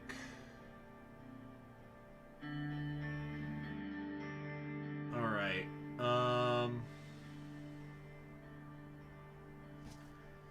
Borrega is where the Bloods are.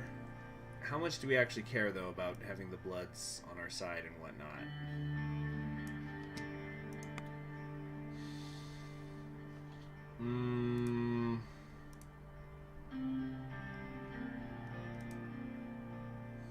You know what? Here's what we're gonna do. We are gonna say debt is just a number. Let's invest in Borrega to trigger people and help the Bloodish. It's also where I went to school.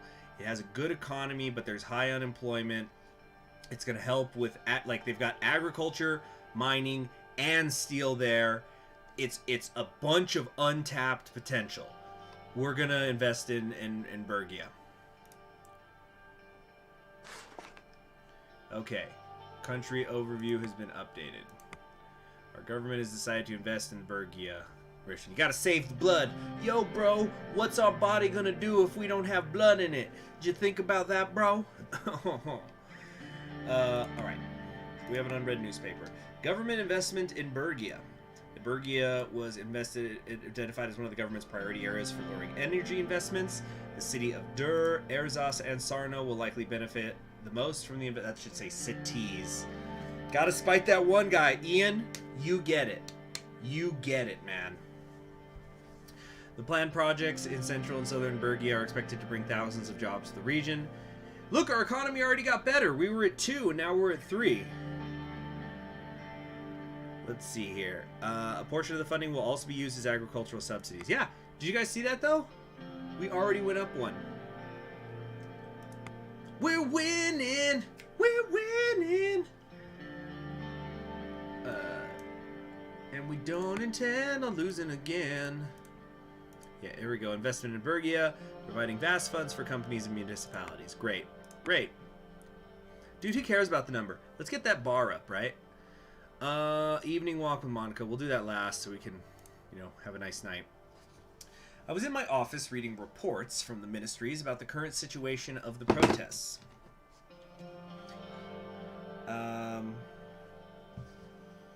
Okay.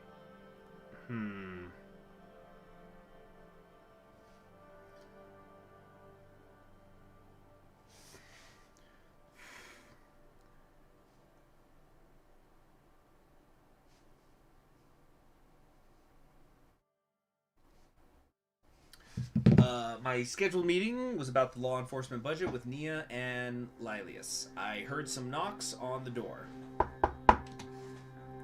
Nia entered and took a seat in front of my desk. Lilius was absent.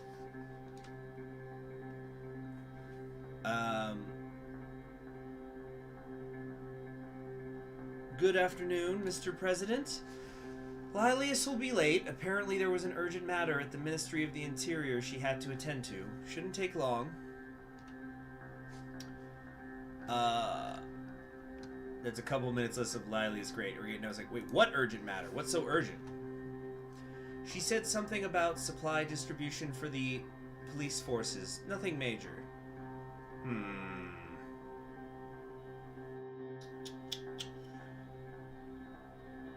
Okay.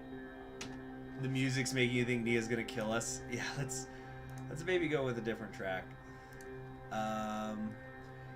The track is called Suspense. Let's play the diplomacy track, because then that's gonna transition into security, funnily enough. Okay. As I return to my reports and Nia smoothed back an errant strand of her hair, there was an awkward silence. While we wait, why don't we have a little chat? Oh, don't start gossiping. Just like, look, Lilius, she's a spy. Like, it's gonna turn out that Nia's actually fucking crazy. She's a spy. For who? For who? New Contana? For Arcasia? She's a spy for the aliens. This might come off as a little strange, but I am proud of you.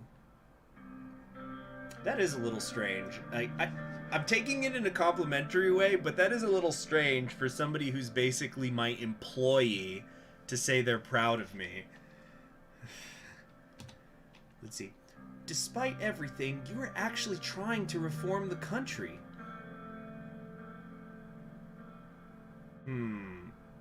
This is just the beginning. There is so much more to do. It's we, Nia, not me. I couldn't do any of this by myself, so no, I am proud of you. Or if flattery won't work on me, what do you want? Let's see here. I'm going to say it's we, Nia, not me. Aren't you older than her as well? Yeah, that's true.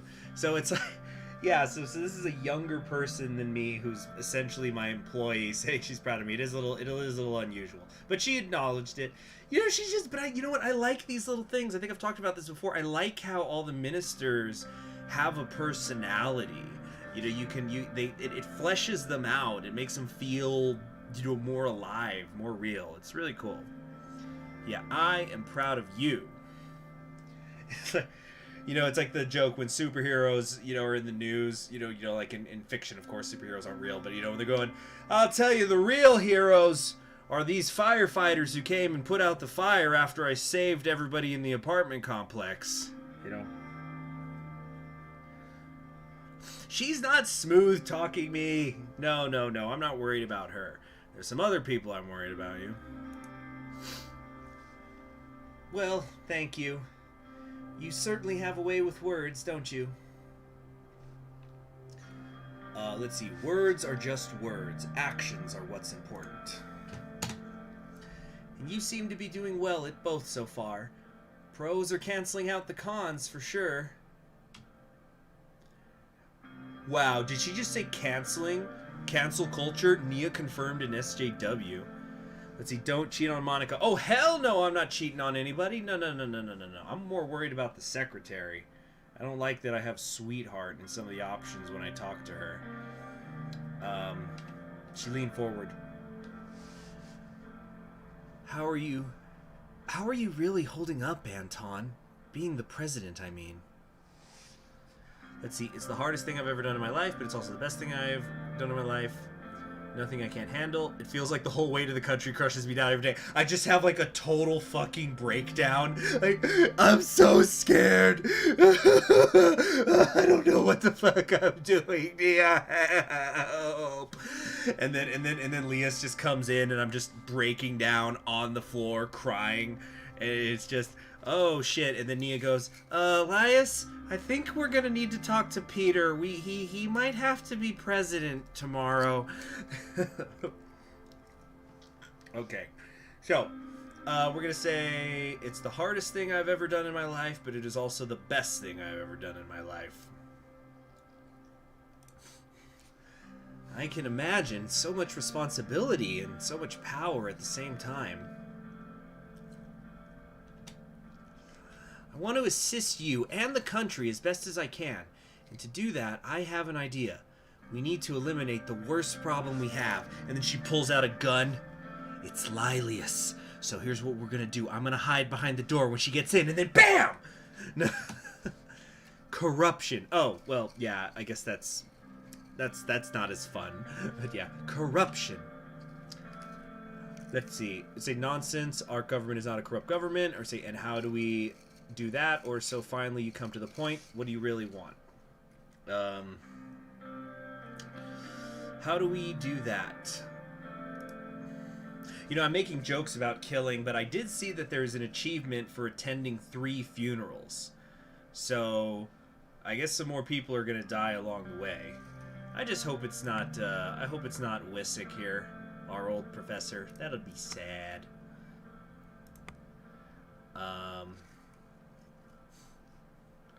Let's see.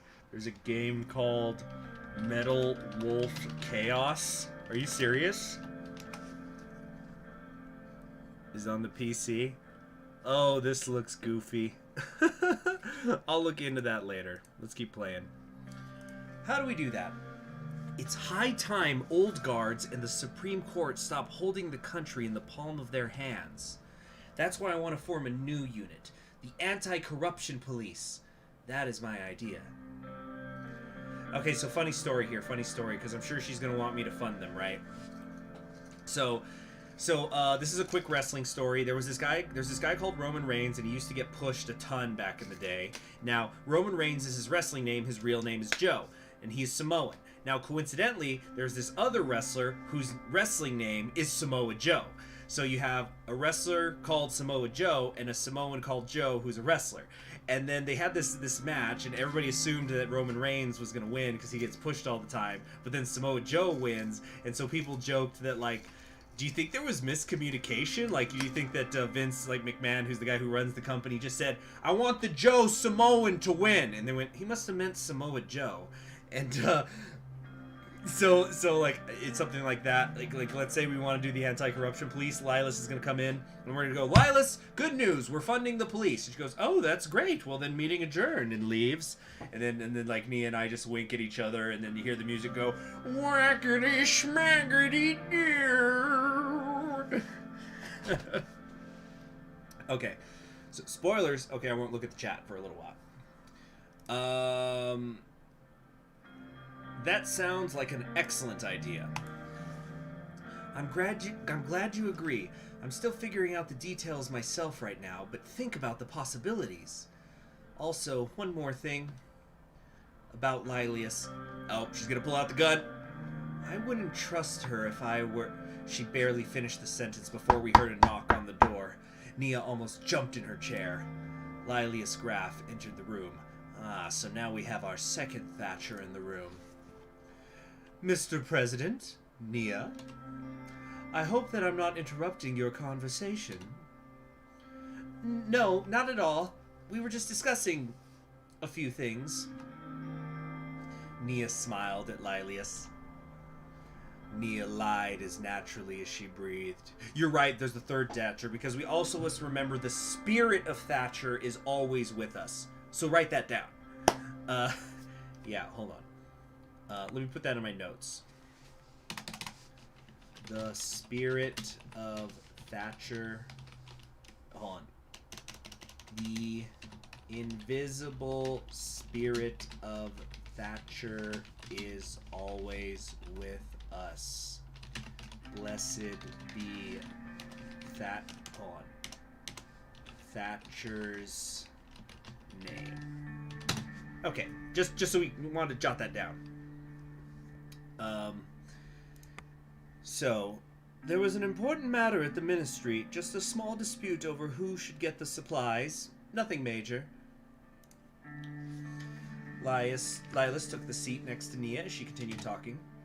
Well then, let's go straight in. Graff, more like Craft. We will provide a brief update on the situation of law enforcement. Go ahead. Nia. I keep saying Nia or Nia. It should be Nia. Or Nia. Actually, it kind of depends on the language you're saying it in. Whatever the native is.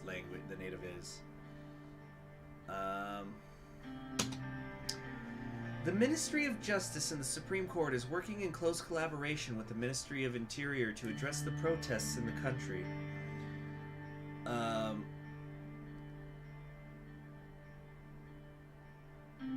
Let's Let's see here.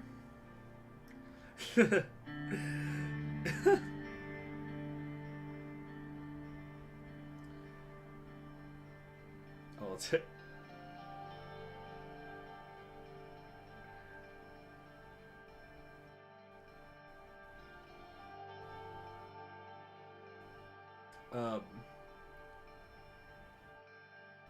Okay.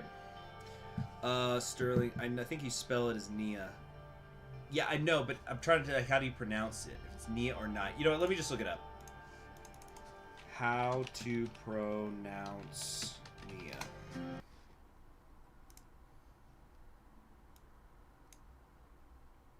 Play it, damn it! For Nia. That's Massachusetts. Nia. Naya. Okay, this is weird. See, in American English, it would be pronouncenames.com. hit me. Nia. Nia. Okay, so it's Nia in American English. But how about this? You're right. In Turkish. Pronounced. Damn it. I'm not seeing anything for that. Oh, here's something. Oh, here's a word with I's in it, though.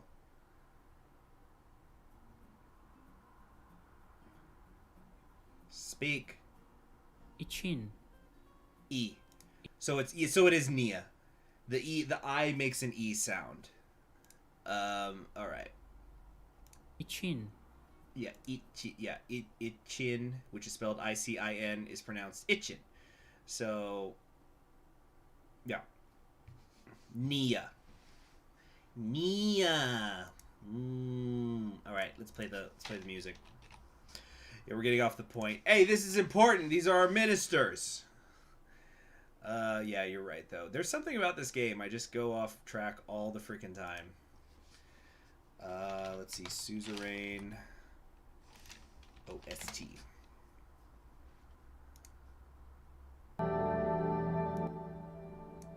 Alright.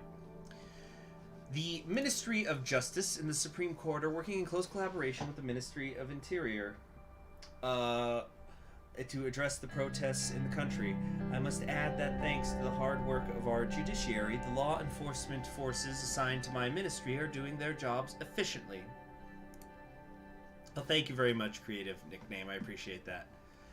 I would call the success of our forces on the ground not due to the judicial branch of our government.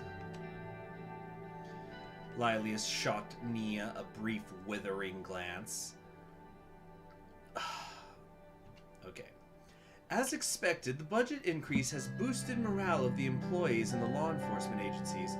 In these dire times, my people and Nia's people are especially delighted. They're going, OT money, baby! OT! OT! This came as a pleasant surprise to many in the Ministry of the Interior, since it was not even one of our campaign promises. And for that, all I will say is, bravo! This was an excellent decision. Agreed. At the Ministry of Justice, we are very happy with the decision as well. The backlog of the court cases are dwindling, and we have started to fulfill the needs of the current situation. Certainly a step in the right direction. Oh my gosh. Okay, so we're clearly gonna do number 1, because number 2 is thank you, I'm glad you approve, which it's like, I don't like the implication of that, but also definitely not 3. Of course it was the right decision. I made it after all. I'm gonna say, I did what was expected of me, that's all. Of course.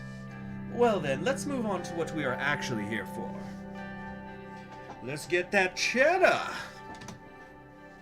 Due to the budget increase, we can start doing much more as the main branches of security in Swordland. However, a decision has to be made about the budget balance between the Ministry of Interior and the Ministry of Justice. Exactly. When deciding, you must look at the bigger picture. I believe you will make the right choice and pick the Ministry of Interior. Oh boy.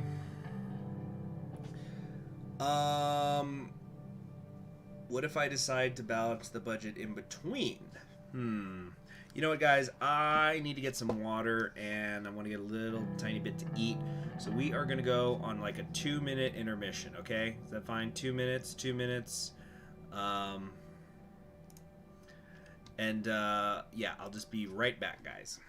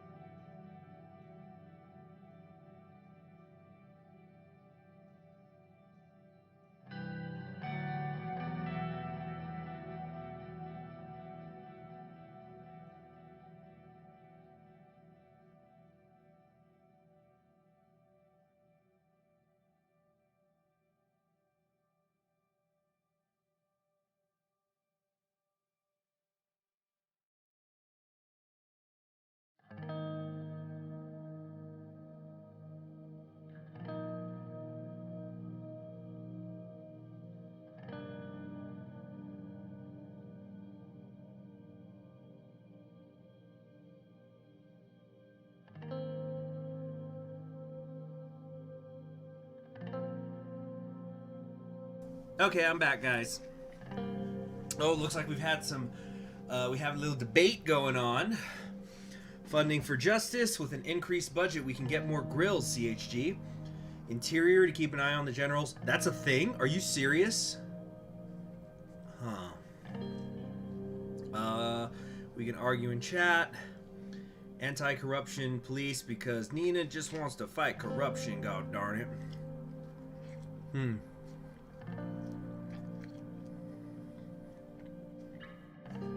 Give them a stick to fear.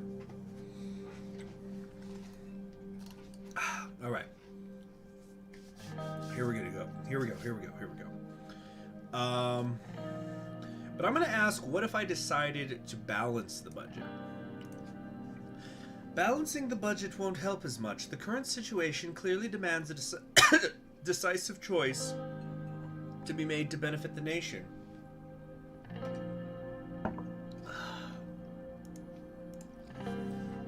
I agree. We need to focus on one ministry to achieve tangible results.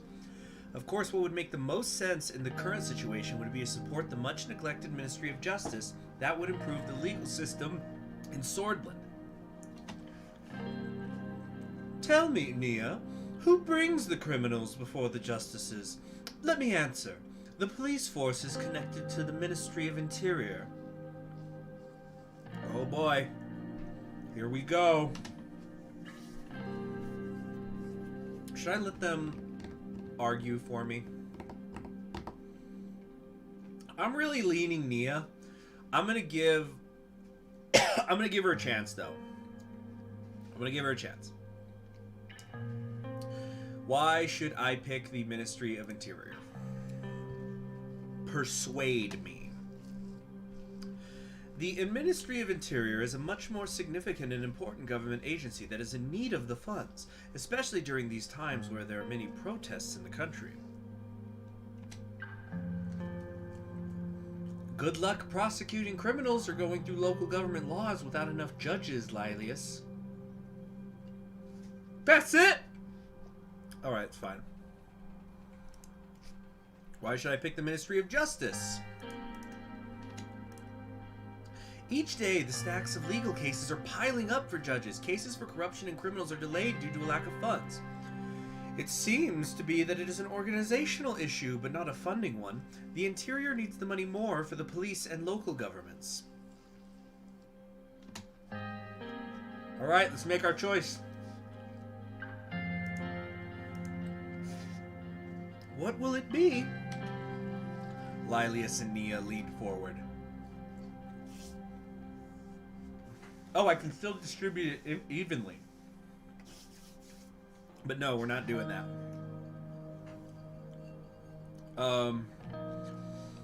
The funds, you see, because let me tell you something. I'm a Studio Trigger fan, as many of you know. So, if anybody has ever seen Space Patrol Luluco, which was made by Studio Trigger, you know all about justice. So I'm going to play the gun transformation. Hold on. Here we go. Wait, Space Patrol Luluco. Alright.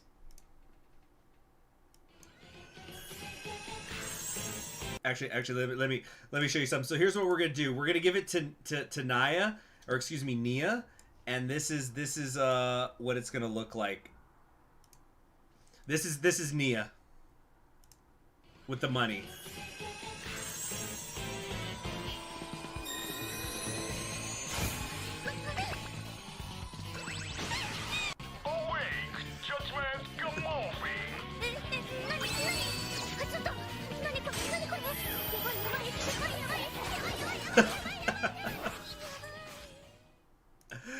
There you go. So that's what's about to happen right now.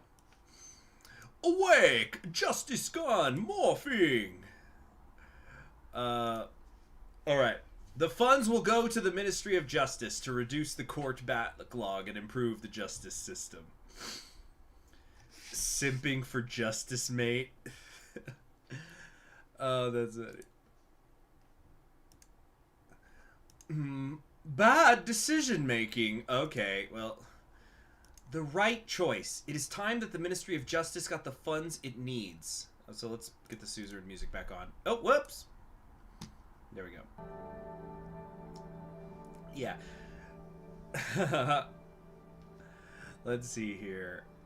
A brief moment of deliberation passed. Lilius got up from her seat. I must return to the ministry to implement necessary changes. You know what? I don't know which one of you it was that was in the chat that said it, but I think you're right. I think Lilius was on the phone already giving away money that I hadn't given her yet. How many of you are simping for Nia just because she looks like Rachel McAdams? Well, Peter isn't here, so I have to simp someone. No, I don't think anybody's simping Nia because of her looks. I haven't heard that part out. I just said I think she kind of looks like Rachel McAdams, but, you know, older. Like, you can kind of see the bags under her eyes and stuff. But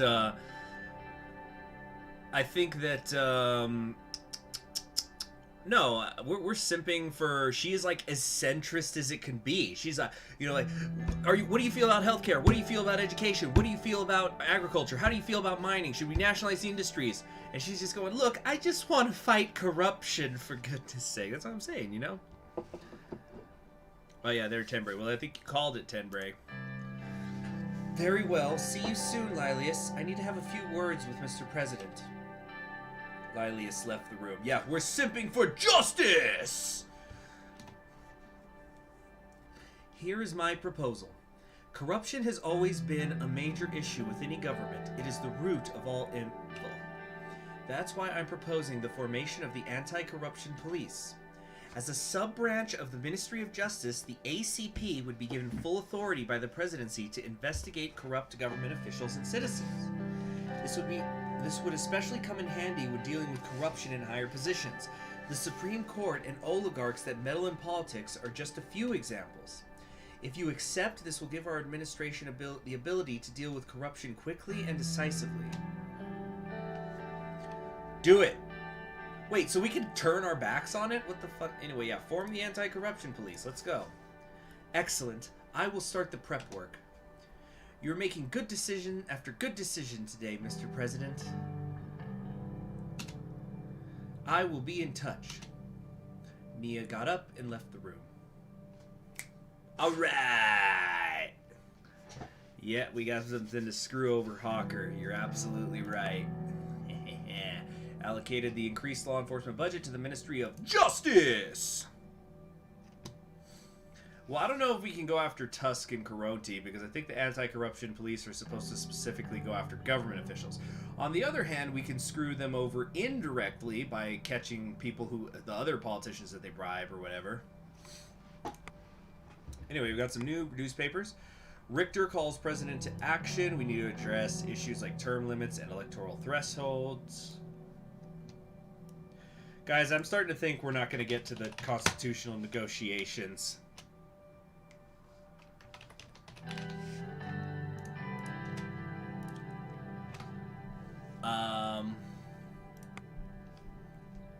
Recession is growing faster. Uh-oh. Economy is shrinking.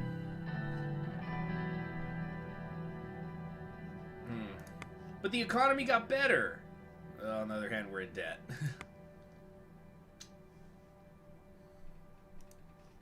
We're going to get to the negotiations after the meeting with Richter.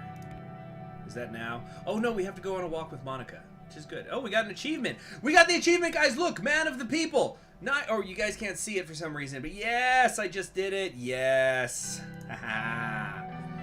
So, man of the people, that's an achievement that only 3.9% of people who've played this game have. You do that by vetoing the campaign finance bill, improving workers' rights, focusing and funding health or education, and providing stimulus checks to the people.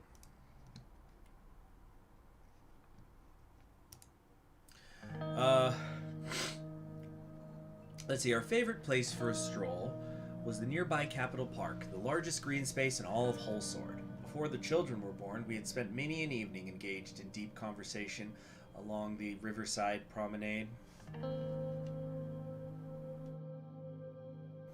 Tusk said you'd regret not taking the bribe. That's why The Economist says the recession is worse.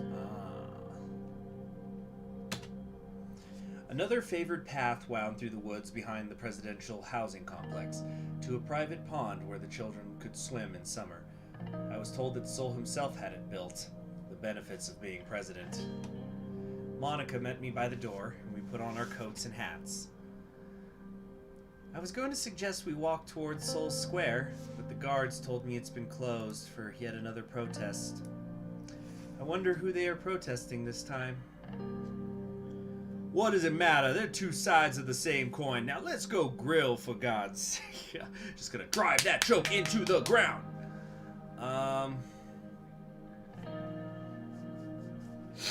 We could say it's those communists. We could say it's the young swords. Wait, what's this?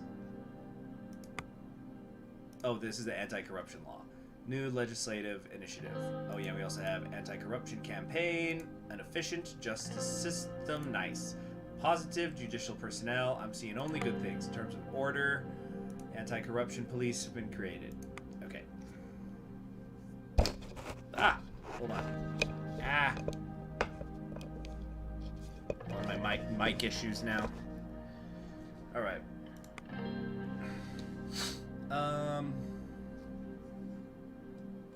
Common thugs, I'll make sure they're punished. Must be those damn communists again. The young swords are taking too far. I think we kind of have to say, what does it matter? They're two sides of the same coin. That's extremely centrist.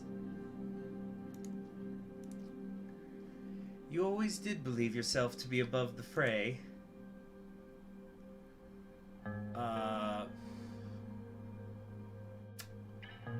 Let's see here.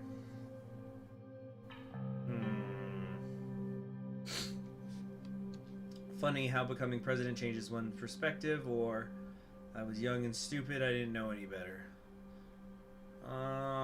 Let's see, it's funny how becoming president changes one's perspective. In any case, where shall we go? I'm not sure Capitol Park is a wise idea in this climate either.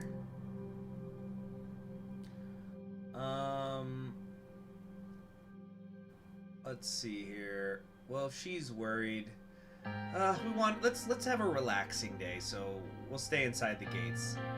Because on the one hand, it's like, well, I don't give a shit, I'm not scared, but if she's the one bringing it up, we'll just stay inside the gates.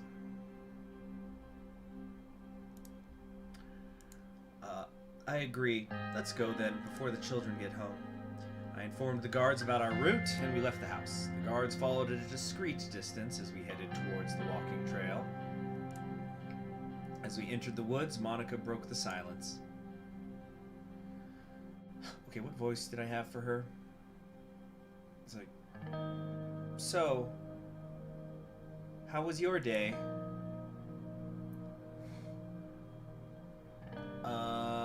How was yours? Yeah, I don't want to talk about my day. Avoiding my question, are we? Very well. Oh, it was fine. I caught up on some reading while the children were at school. Just outside the gate, I glimpsed Ionis Krona, the former Minister of Justice, walking towards Capitol Park.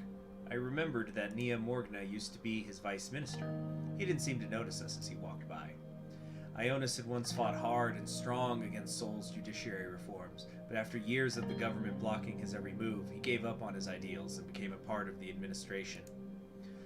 What did our ideals really mean if they could be changed so easily? What about the people we idolize? Evelyn came round for tea. She says hi. She was feeling rather low, though. Apparently her and Peter had a bit of a disagreement. Peter's in the doghouse again? How'd it happen? Ooh. Not cheating on you, that's how I spent my day. Oh, gosh. I don't want to walk in silence. I don't want to say nagging, though. But doghouse? I don't like any of these options. Peter's in the doghouse again? How'd it happen? Apparently Peter had too much whiskey, as usual, and didn't behave when Evelyn's father was over for dinner yesterday. Ooh, father-in-laws, that's not fun. You know, Peter, what do you think of this?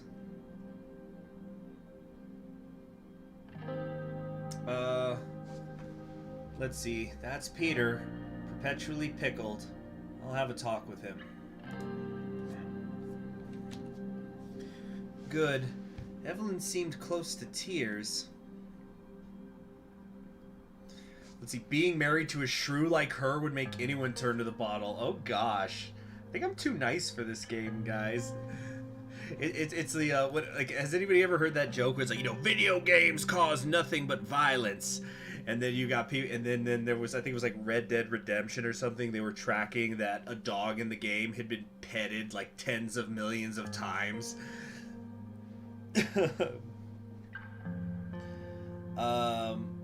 Isn't Peter in another nation? There's time that's going by, Ian. The game probably could be a little more clear on like how much time goes by, if you ask me. It's just a tiny little flaw. Okay, but aren't you glad you and I don't have these kinds of quarrels? Monica didn't say anything. We kept walking. Oh shit. Evelyn hasn't been the same since what happened to her at Whole Sword Post last year. You remember how she got fired for supporting Alfonso? Peter tried everything to get her job back, but it didn't work. Shoot, I'm trying to remember the incident. Wasn't she just, like, out and open about it? But, like... But like the post, like her editor or whatever was pro Soul. We're gonna say maybe he didn't try hard enough. Oh, that's ridiculous. We don't want to say she had it coming. We're gonna say a sad day for journalism and free speech in Swordland. I completely agree. A sad day indeed. But enough about the Vecturns. I also spoke to Janice on the phone. Who the fuck is Janice? Excuse me, dear.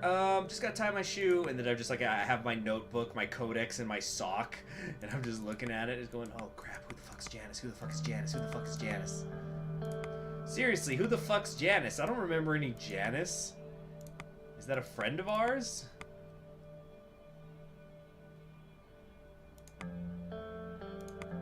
I don't remember no stinking Janice.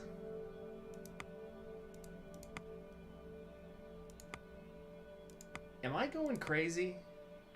Or is this supposed to be like we're not supposed to know?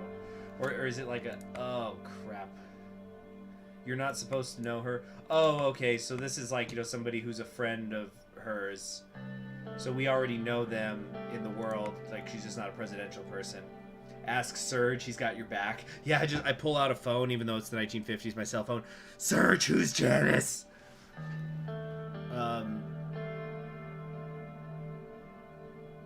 Oh, Janice, right. You remember my friend from university? We were in the Swordish literature class together.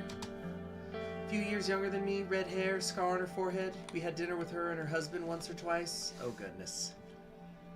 Neither the name nor the description rang a bell. Still don't remember her, but go on. Let's be honest.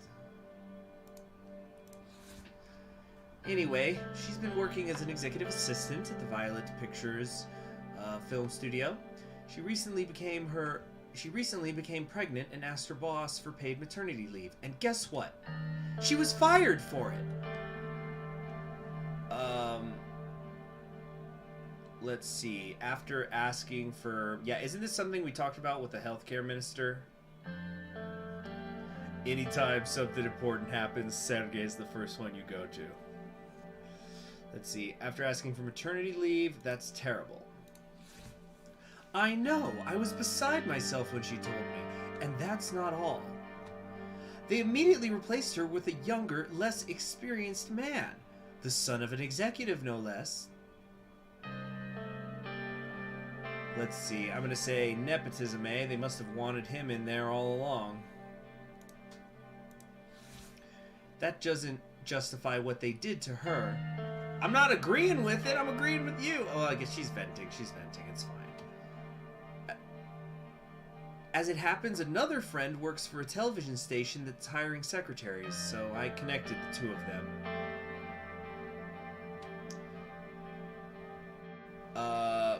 That doesn't solve the deeper problem, though.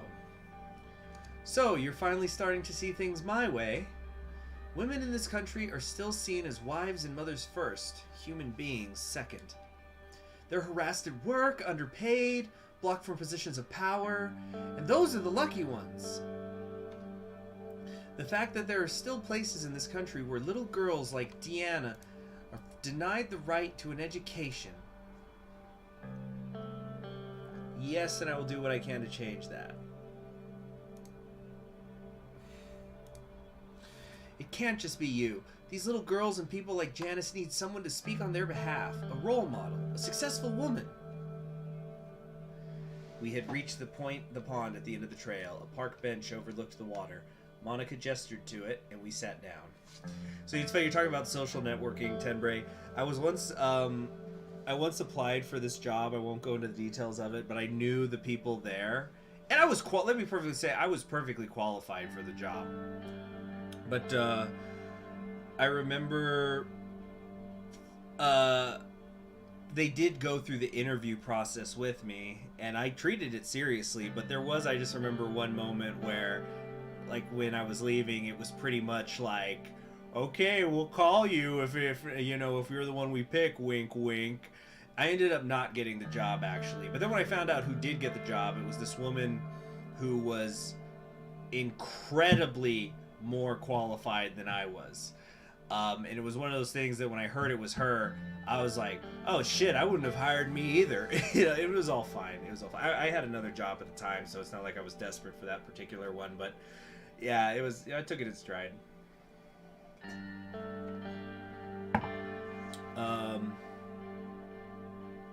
So, park bench overlooked the water, Monica gestured to it, and we sat down. Which brings me to my point. I know that the mayor of Anrica, Curtin Lesti, will be delivering a speech at the annual opening of the Benfey Festival. So this is somebody who's in our party. Longest serving mayor in the country. Oh, this is the guy who's been mayor of 2 different areas, right? Yeah, he's a carpetbagger.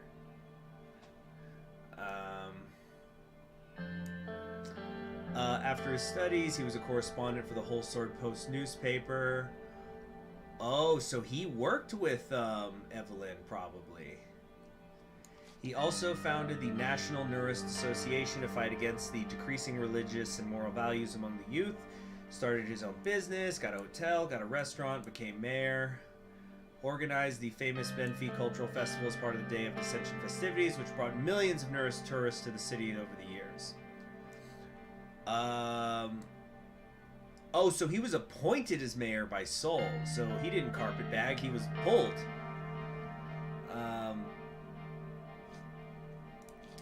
Let's see. He promoted cultural heritage sites. He invested in renovating old Swordish monuments, increased tourism greatly. The city expanded in size. It became the logistical center of the greater Whole Sword region. He's been elected 3 times in a row.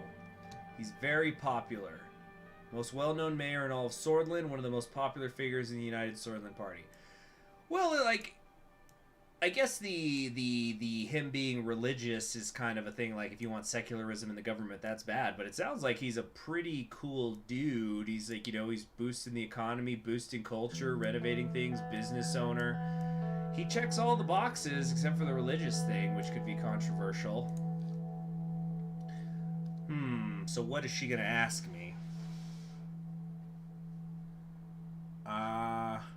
Eric says, this piece of shit, I hate that guy. I just looked at the chat and saw that.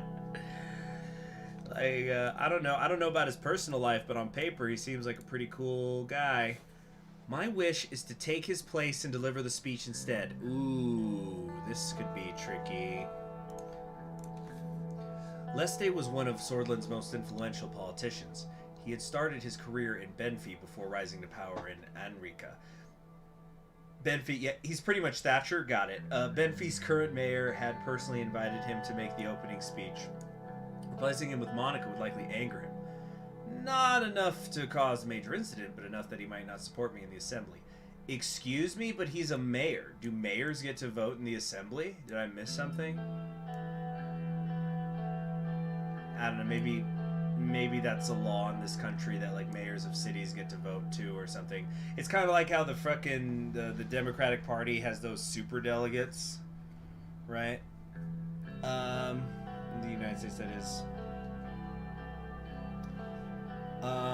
So I want to base the speech on women's rights in Swordland, on the oppression and discrimination we face every day on the basis of our sex alone. I want our voice heard, and this festival is the time to do it. I just need your blessing as my husband and the president of Swordland. Monica's eyes were blazing with a fire I hadn't seen since we were students. She wanted this badly. You know what I kind of like? You know, I've talked about how I like how these characters are fleshed out. I like how the way it's phrased, where she says, I need your blessing as my husband, that could be interpreted as because you're my boss and you tell me what to do. But it's like, I don't get that feeling though, because then we're based on what the rest of her personality, it's like, it's almost like she said, it's like, this is what I believe. And you are my partner in this marriage. So I hope I have your approval, you know? So I just really like it. I really like it. More representation of good, healthy marriages in media. People talk about gay representation and trans representation and minority representation. How about we get more happy marriage representation? Those are the real oppressed people in media. That's the ones that Hollywood don't want you to see. Everybody's always cheating on each other and whatnot. Domestic violence. And some say, but conquering history games. Conflict is the essence of drama. What are people watching? Well, I say, I don't know. I guess that's a fair point.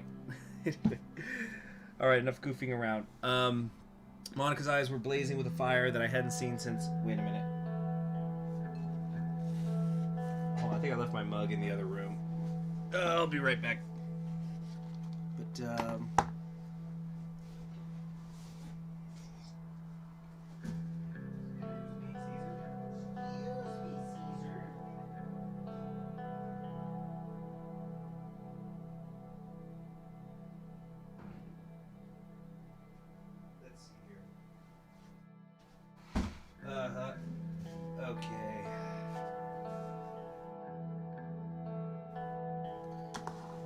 Alright, so where was I? I was talking about, yes, the real oppressed people, besides the gamers, of course. Happily married couples. Let's see, creative nickname says, I want to watch wholesome stuff too. People can be wholesome and shoot the bad guys at the same time.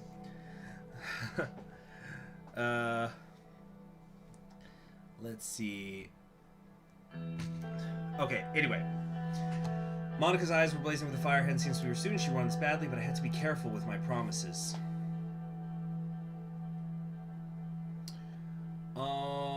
You have my full support always. Sure, it's just a speech. What's the worst that can happen? Does it have to be at the festival? Why can't you make your speech another time? Number 4, absolutely not out of the question. You have my full support always. This guy, you know, I'm the freaking president. If he gets upset about not giving a speech, maybe they could both give a speech. But like, I'm sure I could do something or other that he'll get off my ass if he's upset. He's a pretty nice. Again, on paper, I don't know anything about him. He seems like a productive dude. No, there is no centrism in marriage. Creative nickname. You have to be radically in love. Checkmate, centrists. You have my full support always. This is why I love you. Thank you, Anton. You have no idea how much this means to me. Monica beamed at me, her face flushed with excitement. One way or another, I want to contribute to this country, no matter what happens. We are not weak, Anton. But we are only strong as long as we stand by our ideals. This was why I had married her. This passion and resolve. I should have anticipated that sooner or later she would join me in the political arena.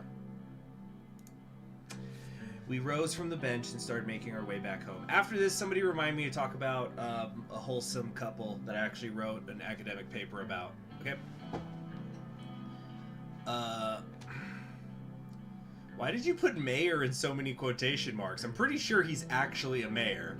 He's not a fake mayor. It's like, otherwise, we'll end up like... Who's Ionis Krona again? Was that that's the Sun Yat-sen, right? History, timeline, no, wait. Supreme Court, state figures, ex-presidents. Which one is Krona?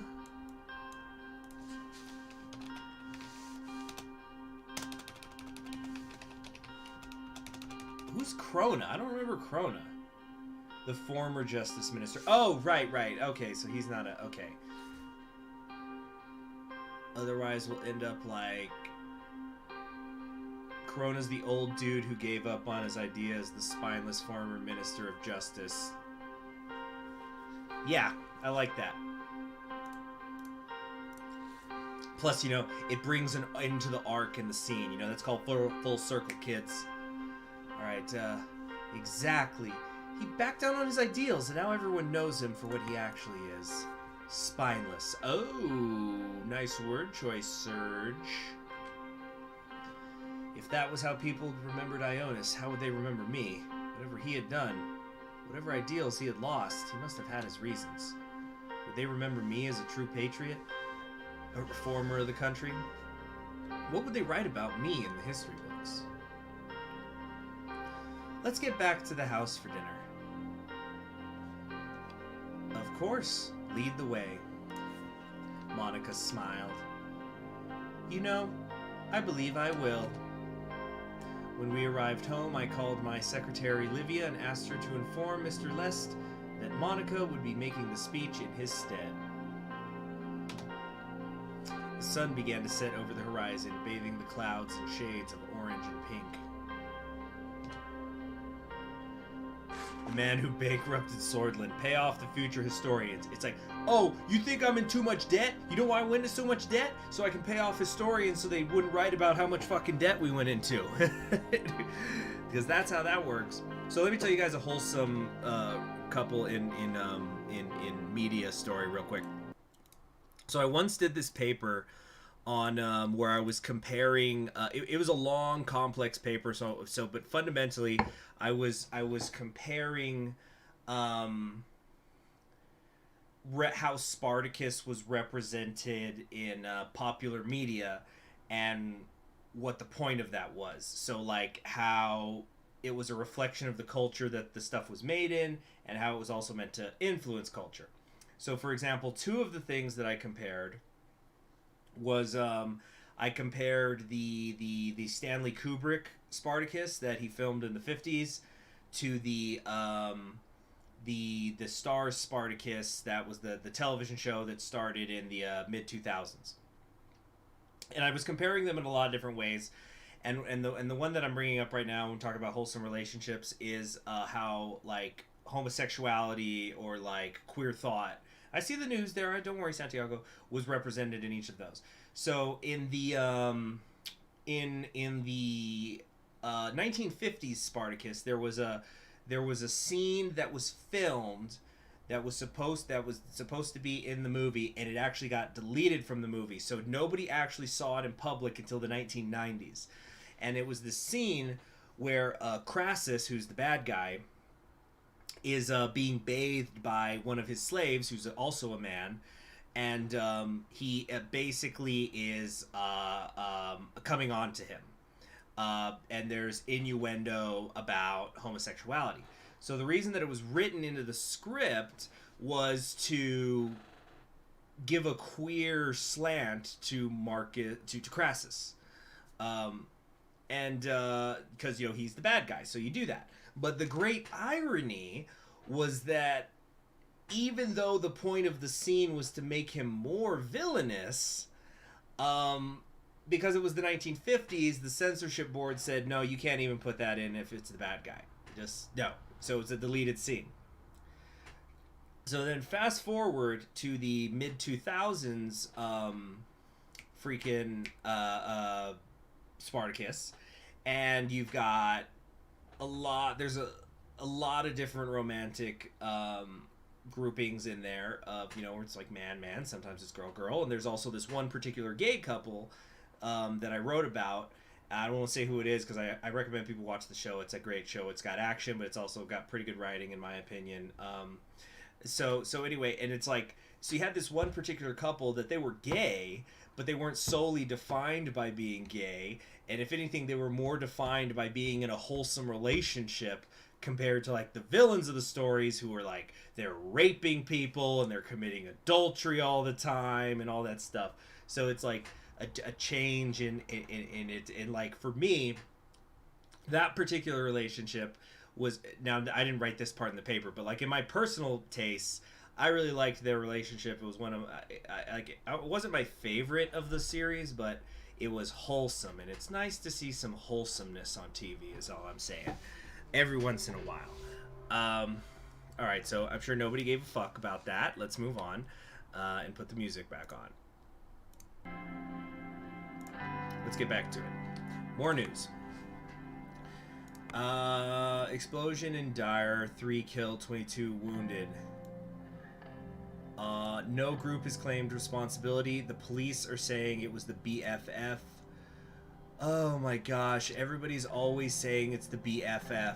They haven't done anything in years. It's been like a decade since there was a terrorist attack.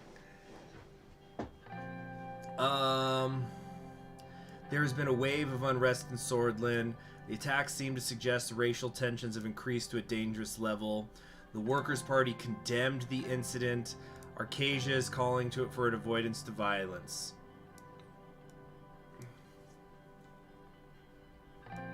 Swordland is in a tough spot, so they're saying we're in debt. Yeah, I know it. You don't need to tell me.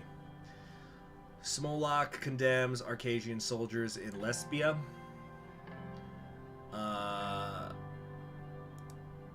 So this is that constructing military bases. The ATO is expanding its influence in our region using Lesbia. We must be careful, warning the neighboring nations of Agnolia and Swordland to be prepared for future crises. So he's saying Americans are hanging out here, and I don't like it. And also, Chancellor Hagel is also comparing it. So wow, who'd ever thought that you'd see Marshal Tito and Saddam Hussein agreeing that somebody needs to fuck off?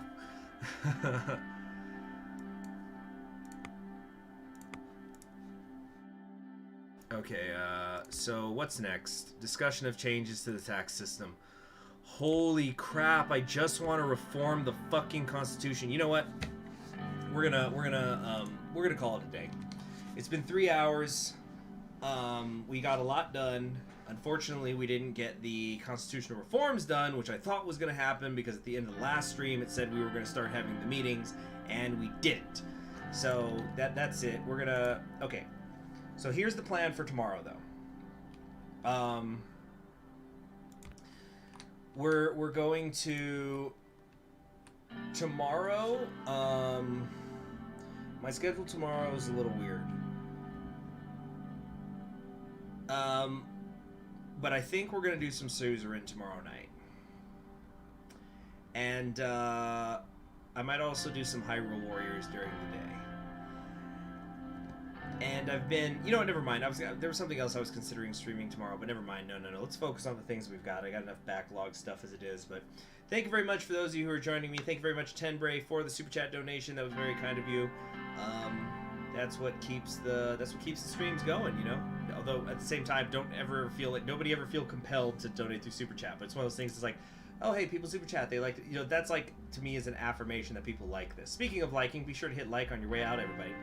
Also, speaking of super chats, I found out a little mistake that I made. Or it's not a mistake, but it's just kind of one of those, crap. Oh well, whatever. It's a good news, bad news thing for you.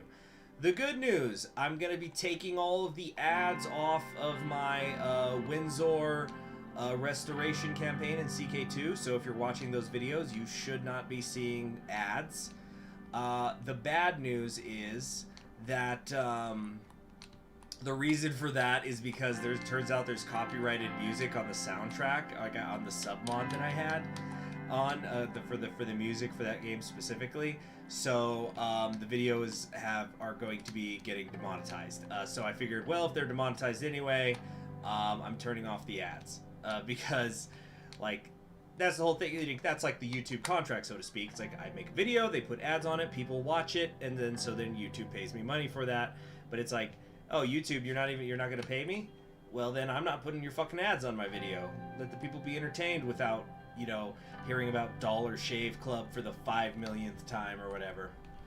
That's just how it goes. That's how it be. So enjoy the ad-free Windsor restoration campaign as it comes out over the next, like, week and a half. So I'm Conquering History Games. Thank you very much for joining me, and I will see you all tomorrow.